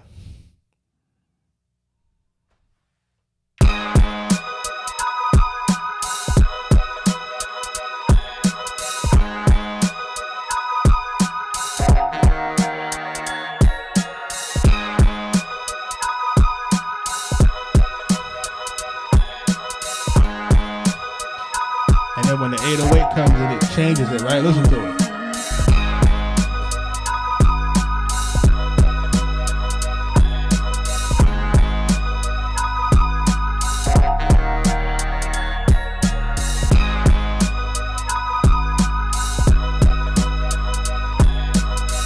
Shout out to New Jersey.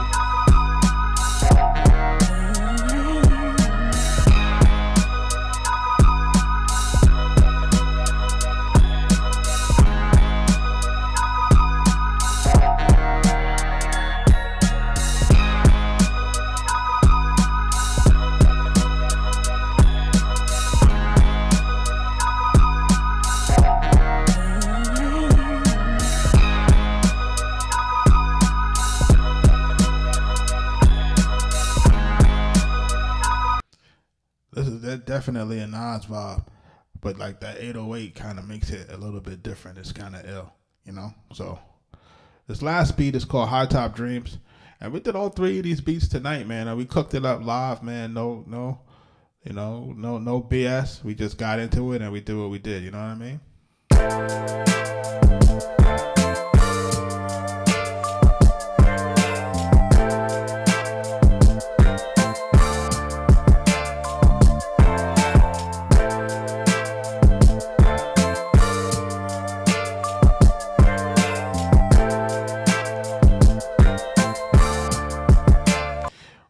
Rob Mully is asking me, do I use Omnisphere, Trillion, or Keyscape? Yeah, I would use those when I was using FL Studio, but I didn't really get deep into Omnisphere. Trillion I use a little bit. You know what I mean? It's like when we were doing a lot of our trap music, when we were losing no samples, we would use a lot of that stuff. He said, I need some sunglasses. I need some glasses, period.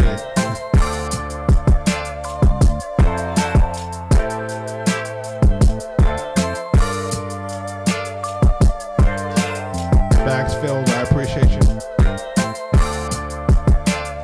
Dwight, I see you. Really Executive, I see you.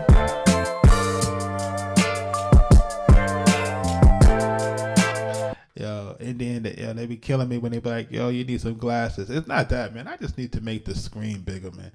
Like, you know what I'm saying? Like, not for nothing. Like, I can see my TikTok stuff fine. It's the stuff on YouTube I can't see.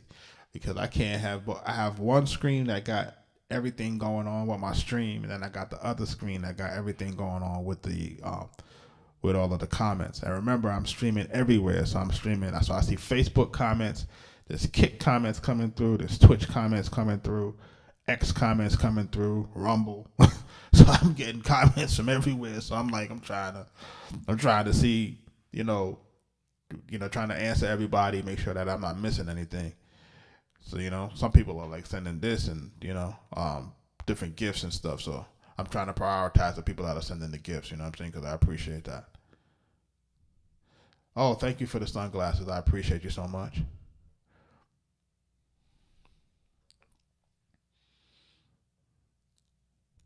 I'm a sort of old young guy trying to figure out this whole thing.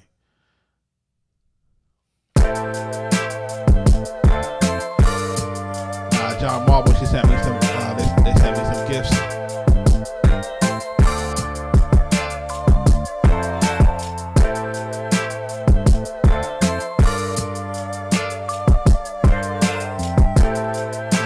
I appreciate you, Max. Thanks for the follow and for the gifts.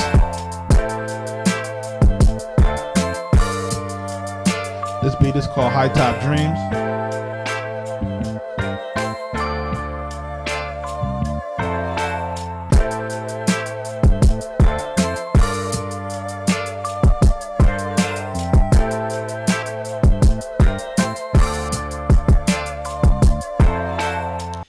And like, listen, man, when I talk about the music industry, and I know a lot of people were asking if it's evil, if it's this, if it's that. A lot of the reason why these things that happen in the music industry happen is because, a lot of us are coming from a place of desperation. We're trying to make it at all means. We're trying to get rich or die trying. A lot of us. So a lot of us are willing to do, damn near anything. To change our situations. And sometimes what happens is we might feel like this is the only opportunity in front of us. And this is the reason why I believe like the internet right now and social media is a blessing. Is because now it's not one way to get in. You got more than one way to get in. You got more than one way to be successful. You no longer have to, deal with anybody's BS. You know what I'm saying? When somebody is not really treating you right, or if something isn't working the way you want it to work, you always have alternatives. You see what I'm saying? So that's the beauty of the internet. You know what I'm saying? The beauty of the internet now is that it gives us the ability to level the playing field. It gives us the ability now to take different routes to get to the same destination. So no, you don't have to deal with this guy. You don't have to deal with that person. You don't got to deal with, with this and that if you don't want to. You know what I'm saying? Like you have that choice. So, it's unfortunate that some people are being taken advantage of. And unfortunately, a lot of us get taken advantage of too, is because we don't know any better. And that's just the reality of the situation. I appreciate that. Yeah, if we don't know any better, how do you know? Like, you wouldn't know. I talked to a guy the other day, and he was asking me about his contract because I've been working with a lot of producers who aren't getting paid, right? And we're talking about prominent guys that have sold millions of records, who can't seem to collect their royalties, who don't understand how to collect their royalties. And, I was talking to a guy, and I was asking him, I'm like, how are you going through your contracts? How are you looking at your contracts and your statements? How do you know that they're accurate? And he's like, I don't know that they're accurate. And then I suggested to him, I said, listen, if you got ChatGPT, you do know that you can take your contracts and you can put them into ChatGPT and have it summarize it for you. Right? You can start there. Right? And then you can also do the same thing. Once you put your contract in, you can take your royalty statement and you can put it in and ask ChatGPT to look at your royalty statements and compare the numbers to make sure that you're being paid at the rate of your contract. Right? Like, these are the things that people are not really aware of. They don't know. And that's why I'm saying I wish that I could have had a mentor when I was coming up. You know what I'm saying? So that I could have saved so much time. Right? And that's the whole point of having someone that can help, is that they save you time. Because before you know it, 10 years pass. Before you know it, 20 years pass. If you would have told me that I would be sitting here on a live stream 25 years, 27 years later after dropping a multi-platinum record, I'd have said, man, get out of here. I couldn't even see that far forward. So I'm here to tell you that the time is going to pass no matter what. So if either you're productive, it's going to pass. If you're not productive, it's still going to pass. If you're not trying to chase your dream, it's still going to pass.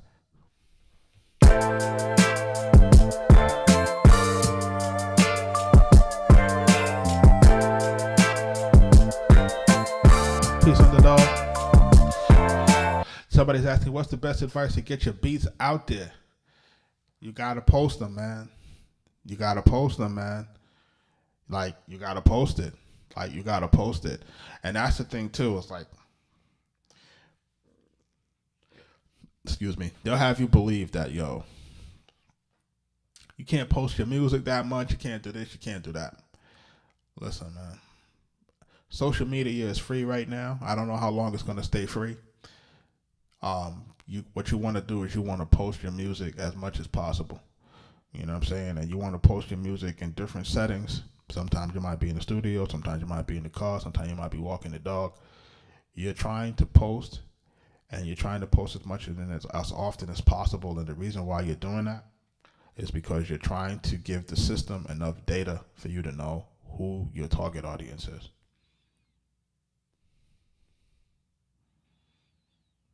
You have to. You need data, right? So you have to train your social media to give you what it needs to do.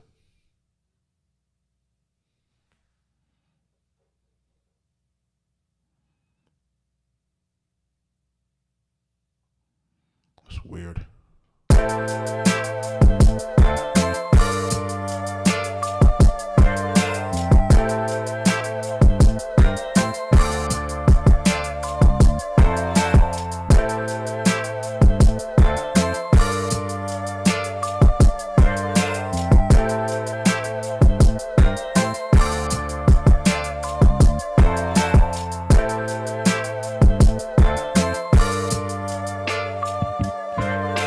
The name of this beat is High Top Dreams.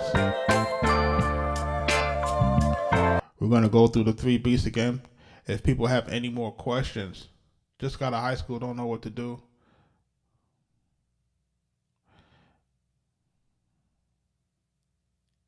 You just got out of high school, don't know what to do. Listen, you got to figure it out.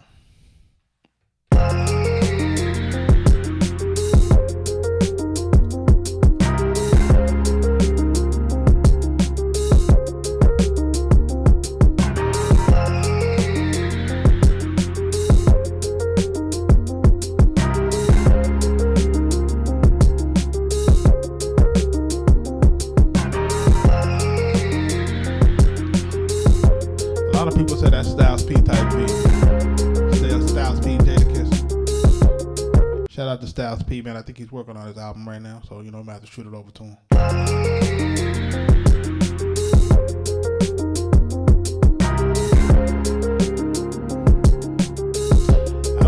I don't think Beanie rapping too much anymore. I know he was doing some AI stuff.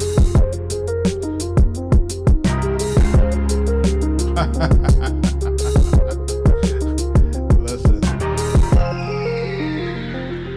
Hold on, let me play the rest of the track. Fabulous. Meek Mill. Ooh, yeah.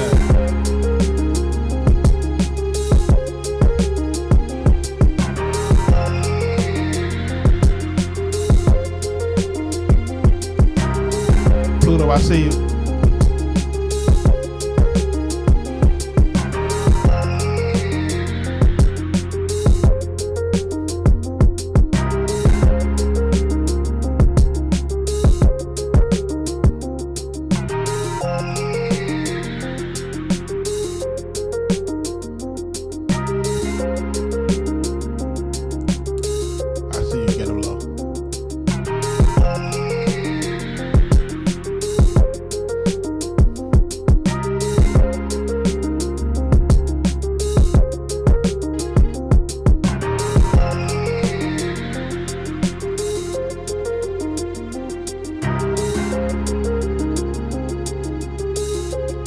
Put strings in it.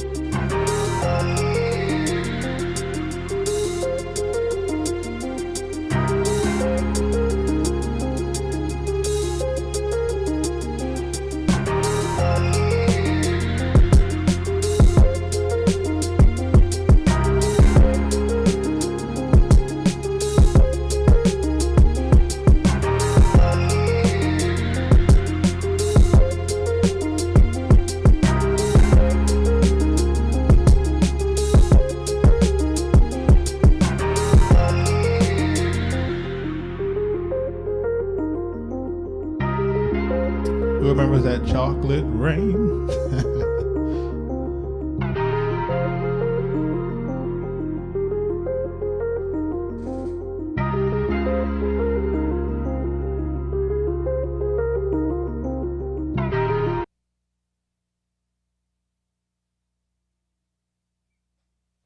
Yeah, Pluto. Normally I would make the whole beat, like, you know, separate everything, do the verses, set different sequences for the intro, etc. Tonight I was just trying to use 3 different samples to make 3 different beats and try to do it within the same, probably do it within the hour, and then we wind up talking in between, and then people asking questions about music business stuff, and then I'm answering questions about, you know, as far as it relates to music publishing, copyright, sample clearances, production agreements, split sheets.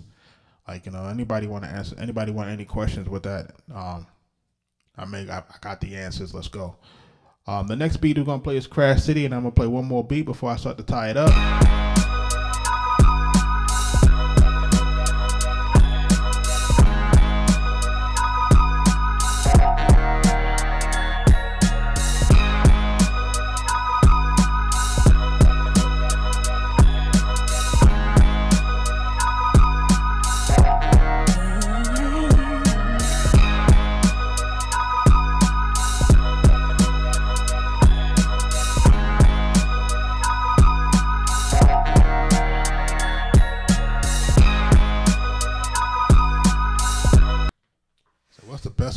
an animation project to Netflix.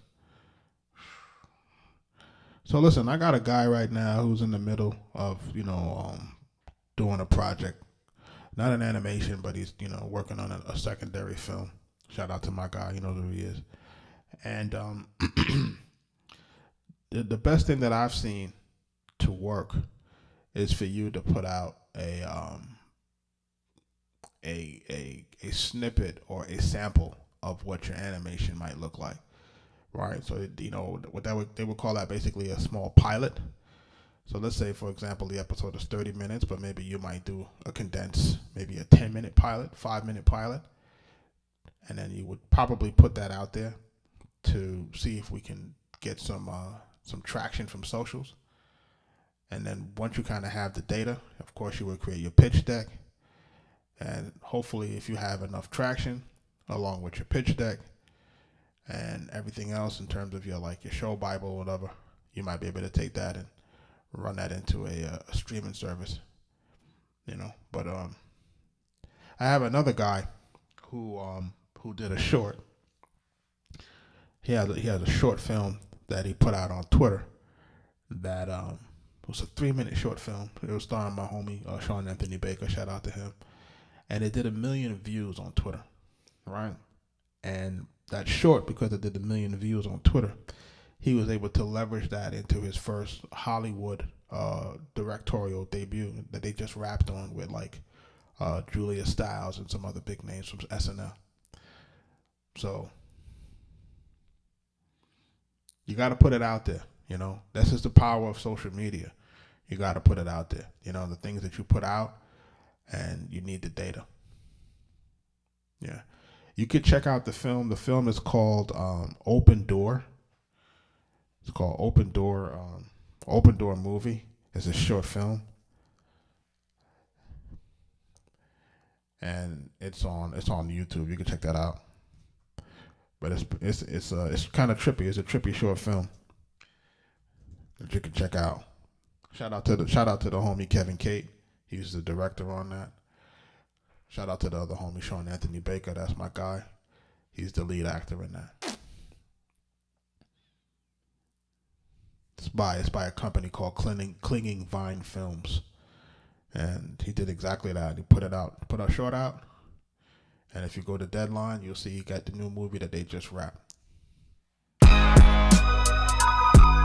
See what I'm saying? And you guys thought this was a music live stream, huh? You thought this was a music live stream, huh? You thought it was just a music live stream. That's why I'm telling folks to ask questions. I want a podcast, but don't know how to set it up. Where can I take the calls? Okay.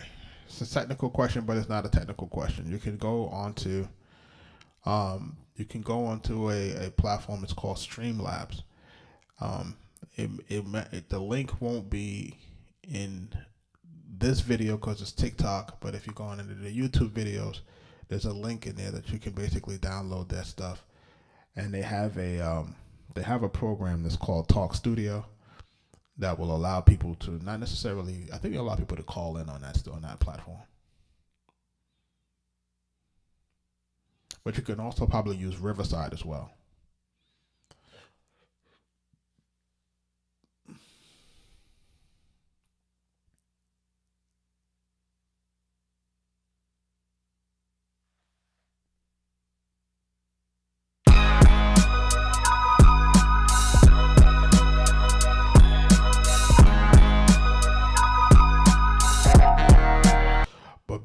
Bags filled. In order for you to have a podcast that you could take calls, you have to pick the right platform, right?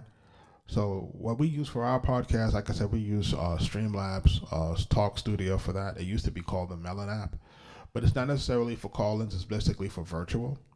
But I believe, don't quote me on it, but I believe the app Riverside would allow call-ins, right? So check that out. Let me know if it's accurate. You know what I mean? Hopefully you have a way of screening the calls because, people can call in and go crazy on your line. And if you got sponsors and stuff, You know, you can put that stuff at risk with these crazy callers.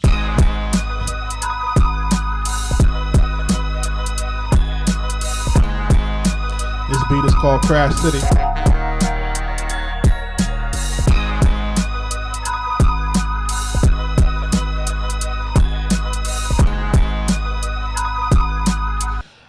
Robert Mully's asking me, even though the beats are timestamps in your DAW, do you still recommend producers getting ASCAP or BMI for copyright purposes?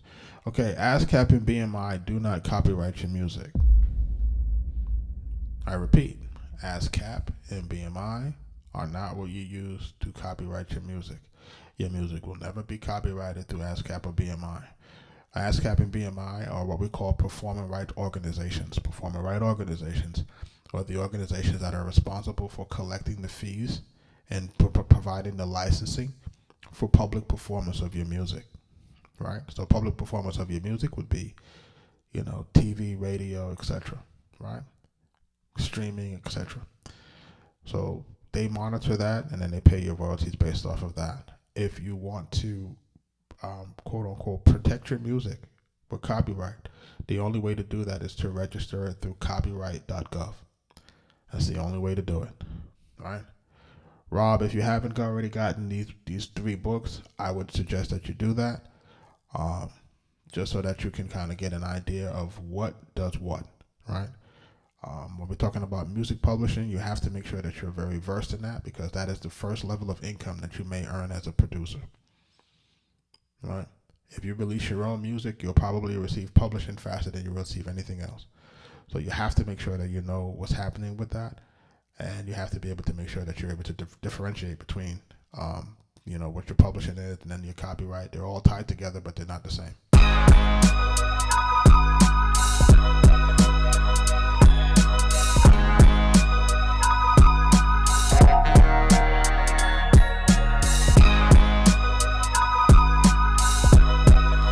Bagsfield, I appreciate you. Did you go check out that Riverside?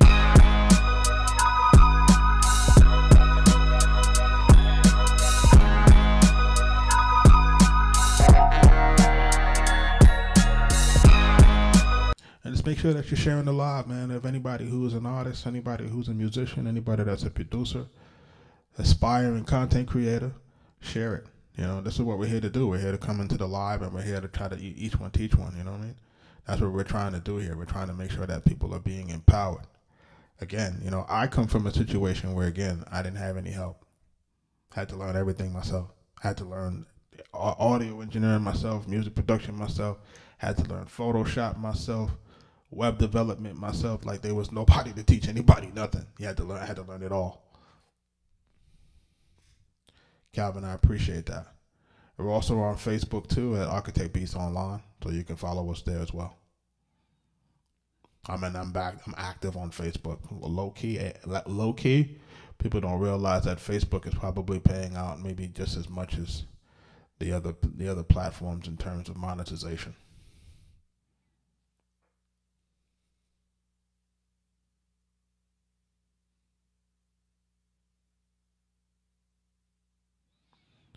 I don't even know what you're asking me, brother. It sounds real suspect what you're asking me in the chat. Johnny, y'all got a record label? What's the name of the label?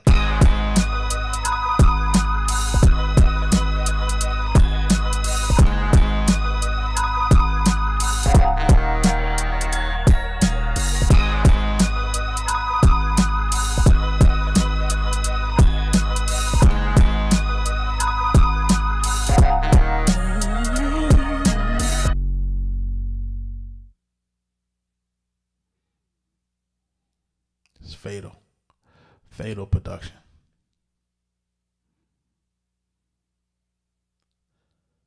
Okay.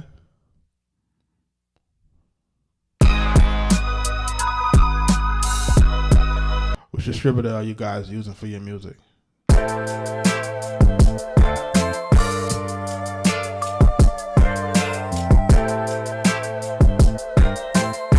Any other questions in here before I get out of the live? We've been live for 2 hours and 30 minutes.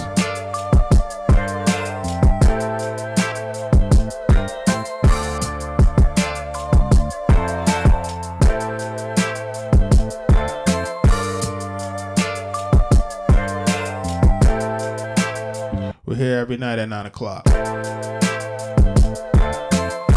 Calvin said he made a whole beat and came back on. We still on. Yeah, I'm still on, man. Nah, I'm the NPC.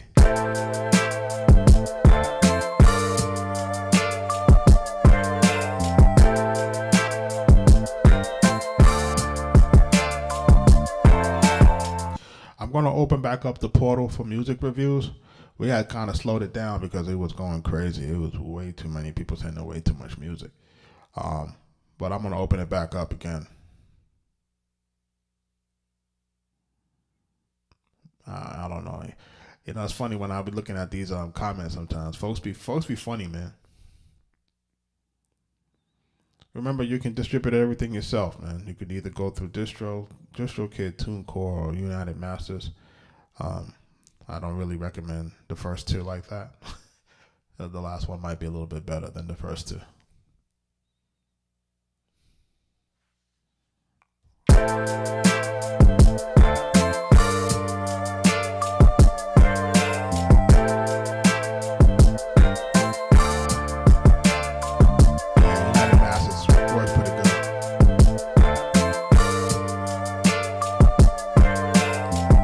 718. Hopefully by Monday, I'll probably reopen back up the portal for beat reviews. It'll be at arkatechbeatz.com. Make sure you just take a note of that. Make sure you follow us.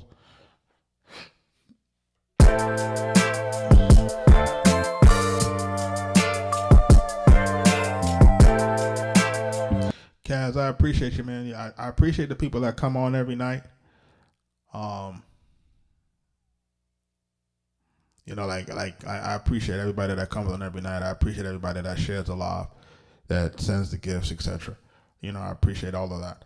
And again, I'm really here to give the folks the game, man. Like, you know, it's just too crazy right now. And what I'm watching like in real time between, you know, the things that are happening with different artists and, you know, guys getting into all types of trouble and, you know, not really understanding how to navigate this thing, man. It's because no one really tells us how to navigate this business. It's like, think about it. I'm a young guy, 23, 24 years old. We start producing these records, and then all of a sudden you're making tens of thousands of dollars. You know, tens of thousands of dollars, and then before you know it, you're making, a whole bunch more money. And nobody prepares you for that. You know, one, you're not prepared for it financially because you're not really financially savvy at that age. You don't really understand, you know. And I came from a family. My family is West Indian, from Jamaica. So they're like, you know, a lot of times with them, they'll be like, hey, just buy some real estate or whatever. But, you know, you're not understanding, you know, like, why would I buy that if I'm not ready for a house? Or, you know, you don't really understand that, and no one is really breaking those things down to you. And then you get caught up in what we call the industry life, right? So you got to buy yourself a big watch. You got to buy yourself a big chain. You got to buy yourself a big car, right? You get caught up in the industry. And the industry is now, from what I understand, the industry is to drown you in excess. And look, business partners in music, they're suing each other because, listen, I don't think that people are really honest with each other. If you're honest with each other, man, then you don't really got to worry about it. I said, I think that producers have a good money lane compared to the artists. The producers are the new artists now, man. And that's what producers have to realize, is that, hey, you are an artist now. You don't have to rap to be an artist.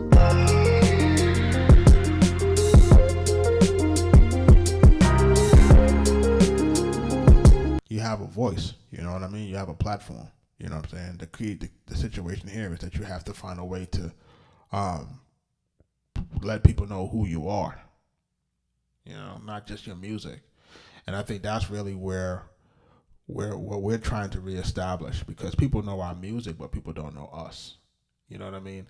And a lot of that was done on purpose because we wanted to live in anonymity. We didn't want to have to deal with, you know, the things that come with the music industry, and sometimes we have the social pressure of being a person in the industry. There's a lot of social pressure because people expect you to be a certain type of way when you're in this business, right? And then when you act the way that the business wants you to act, then you have a situation where you become the villain, like a Dame Dash in a way. You know what I mean?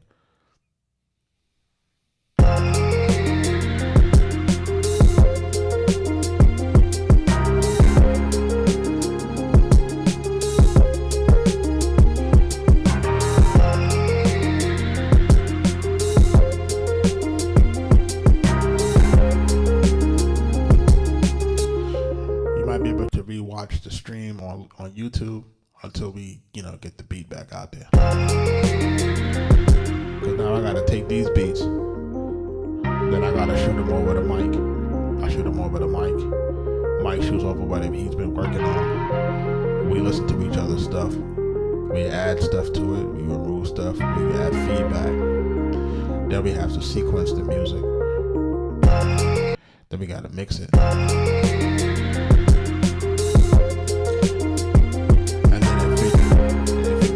All of our internal checks, then we might release it for limited licensing. Shout out Big Blizz.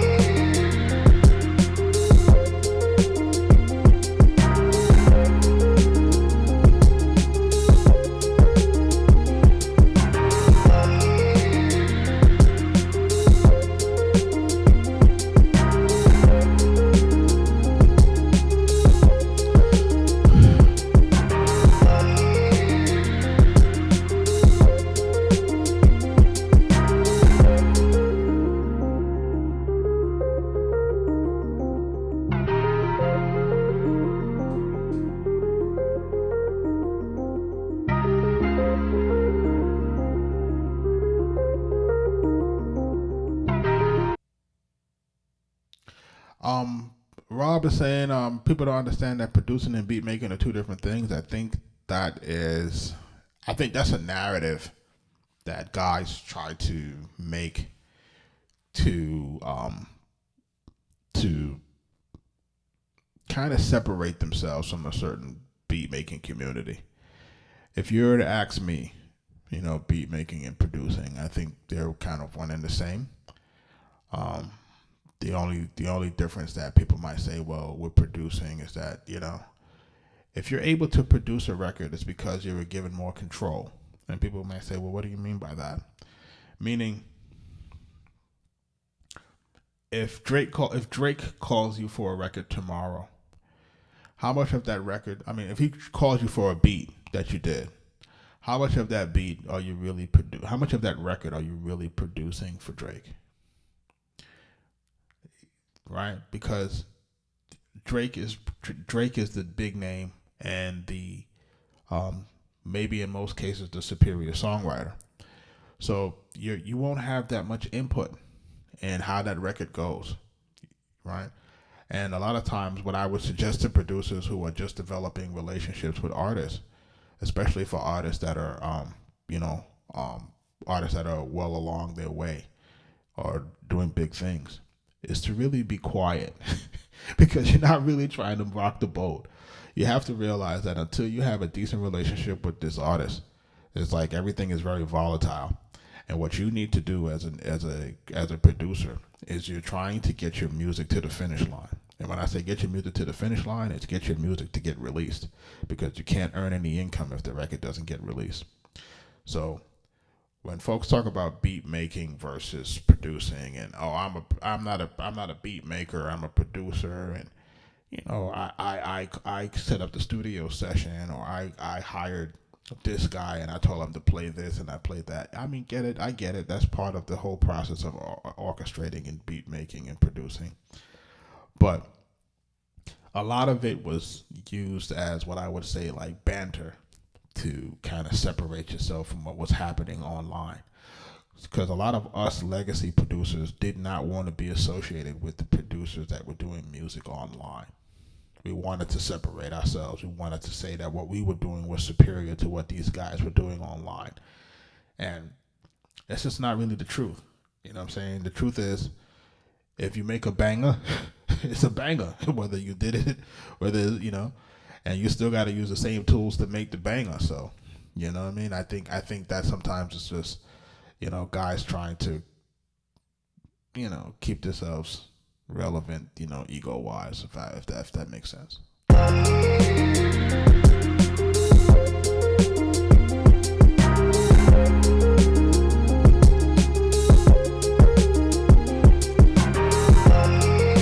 This beat is called Dear Father, for those who are just getting into the live. Shout out to all the new followers. Make sure you're following. We do get in every night at 9 o'clock Eastern Standard Time. And we're here to show people music production. We want to show people music production. And we want to teach people the music business. So,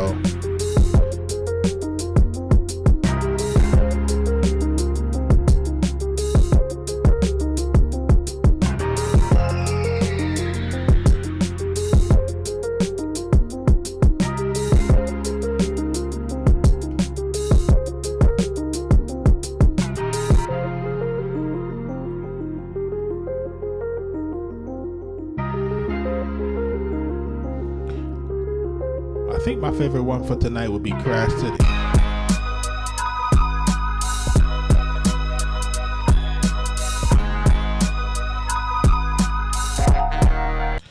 Rob Moley, I hope I answered your questions for you, brother.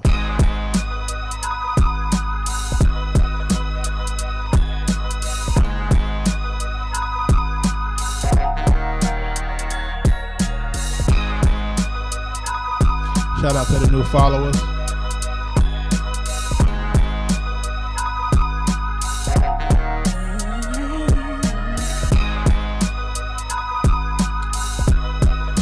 Take one more question before I get out of here. But we will be back on tomorrow night.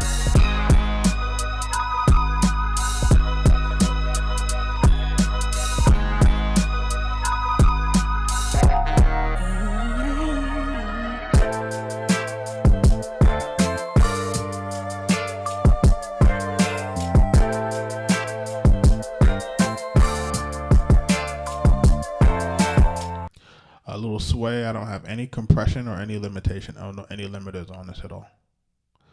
So what you're hearing is coming raw, straight out of the box.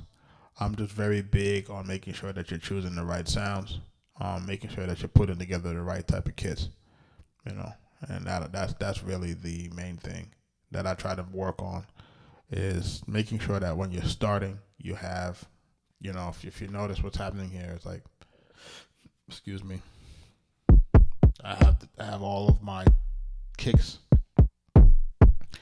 in one bank. Second bank will be all my snares, all my other stuff here, and then of course sound effects. And what I suggest is making sure that you're choosing sounds that sound the way you want them to sound. That's number one. And two, making sure that they're sound and have the right fidelity to begin with. And then once you have that, then especially if you're doing sample-based production, you don't have to do too much EQing and that type of stuff. Of course, you might want to, so that's why it's very important to find the right sound, and then also making sure that you're tuning it to make sure that everything is in tune. And that would help to alleviate a lot of your process in terms of having to put a limiter on and do these type of things, because you need to get the loudness. We don't necessarily have to do that, in some cases. You know what I mean? Like, I don't knock it, but it's not something that I'd have to do too often unless something is really low and not really doing what I needed to do, or if I'm trying to make sure that the signal is not too loud, if that makes sense.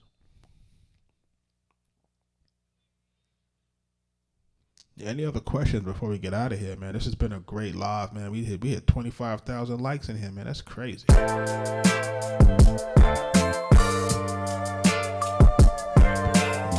appreciate you, brother.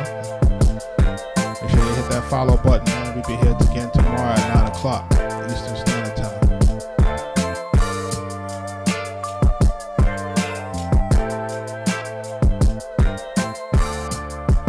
I need everybody to stay safe out there.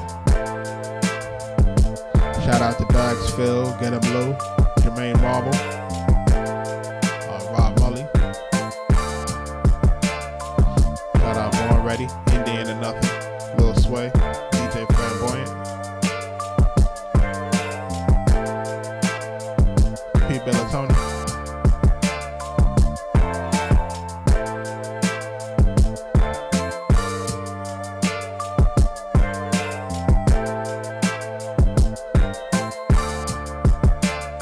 We'll be back here tomorrow.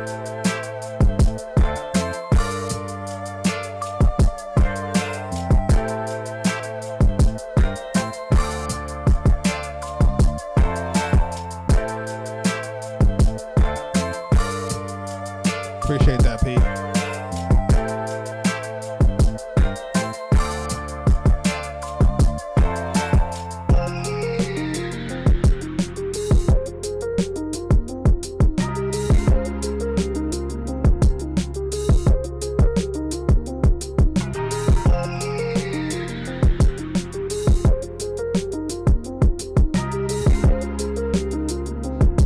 Bagsville, I appreciate you. I'll see you tomorrow.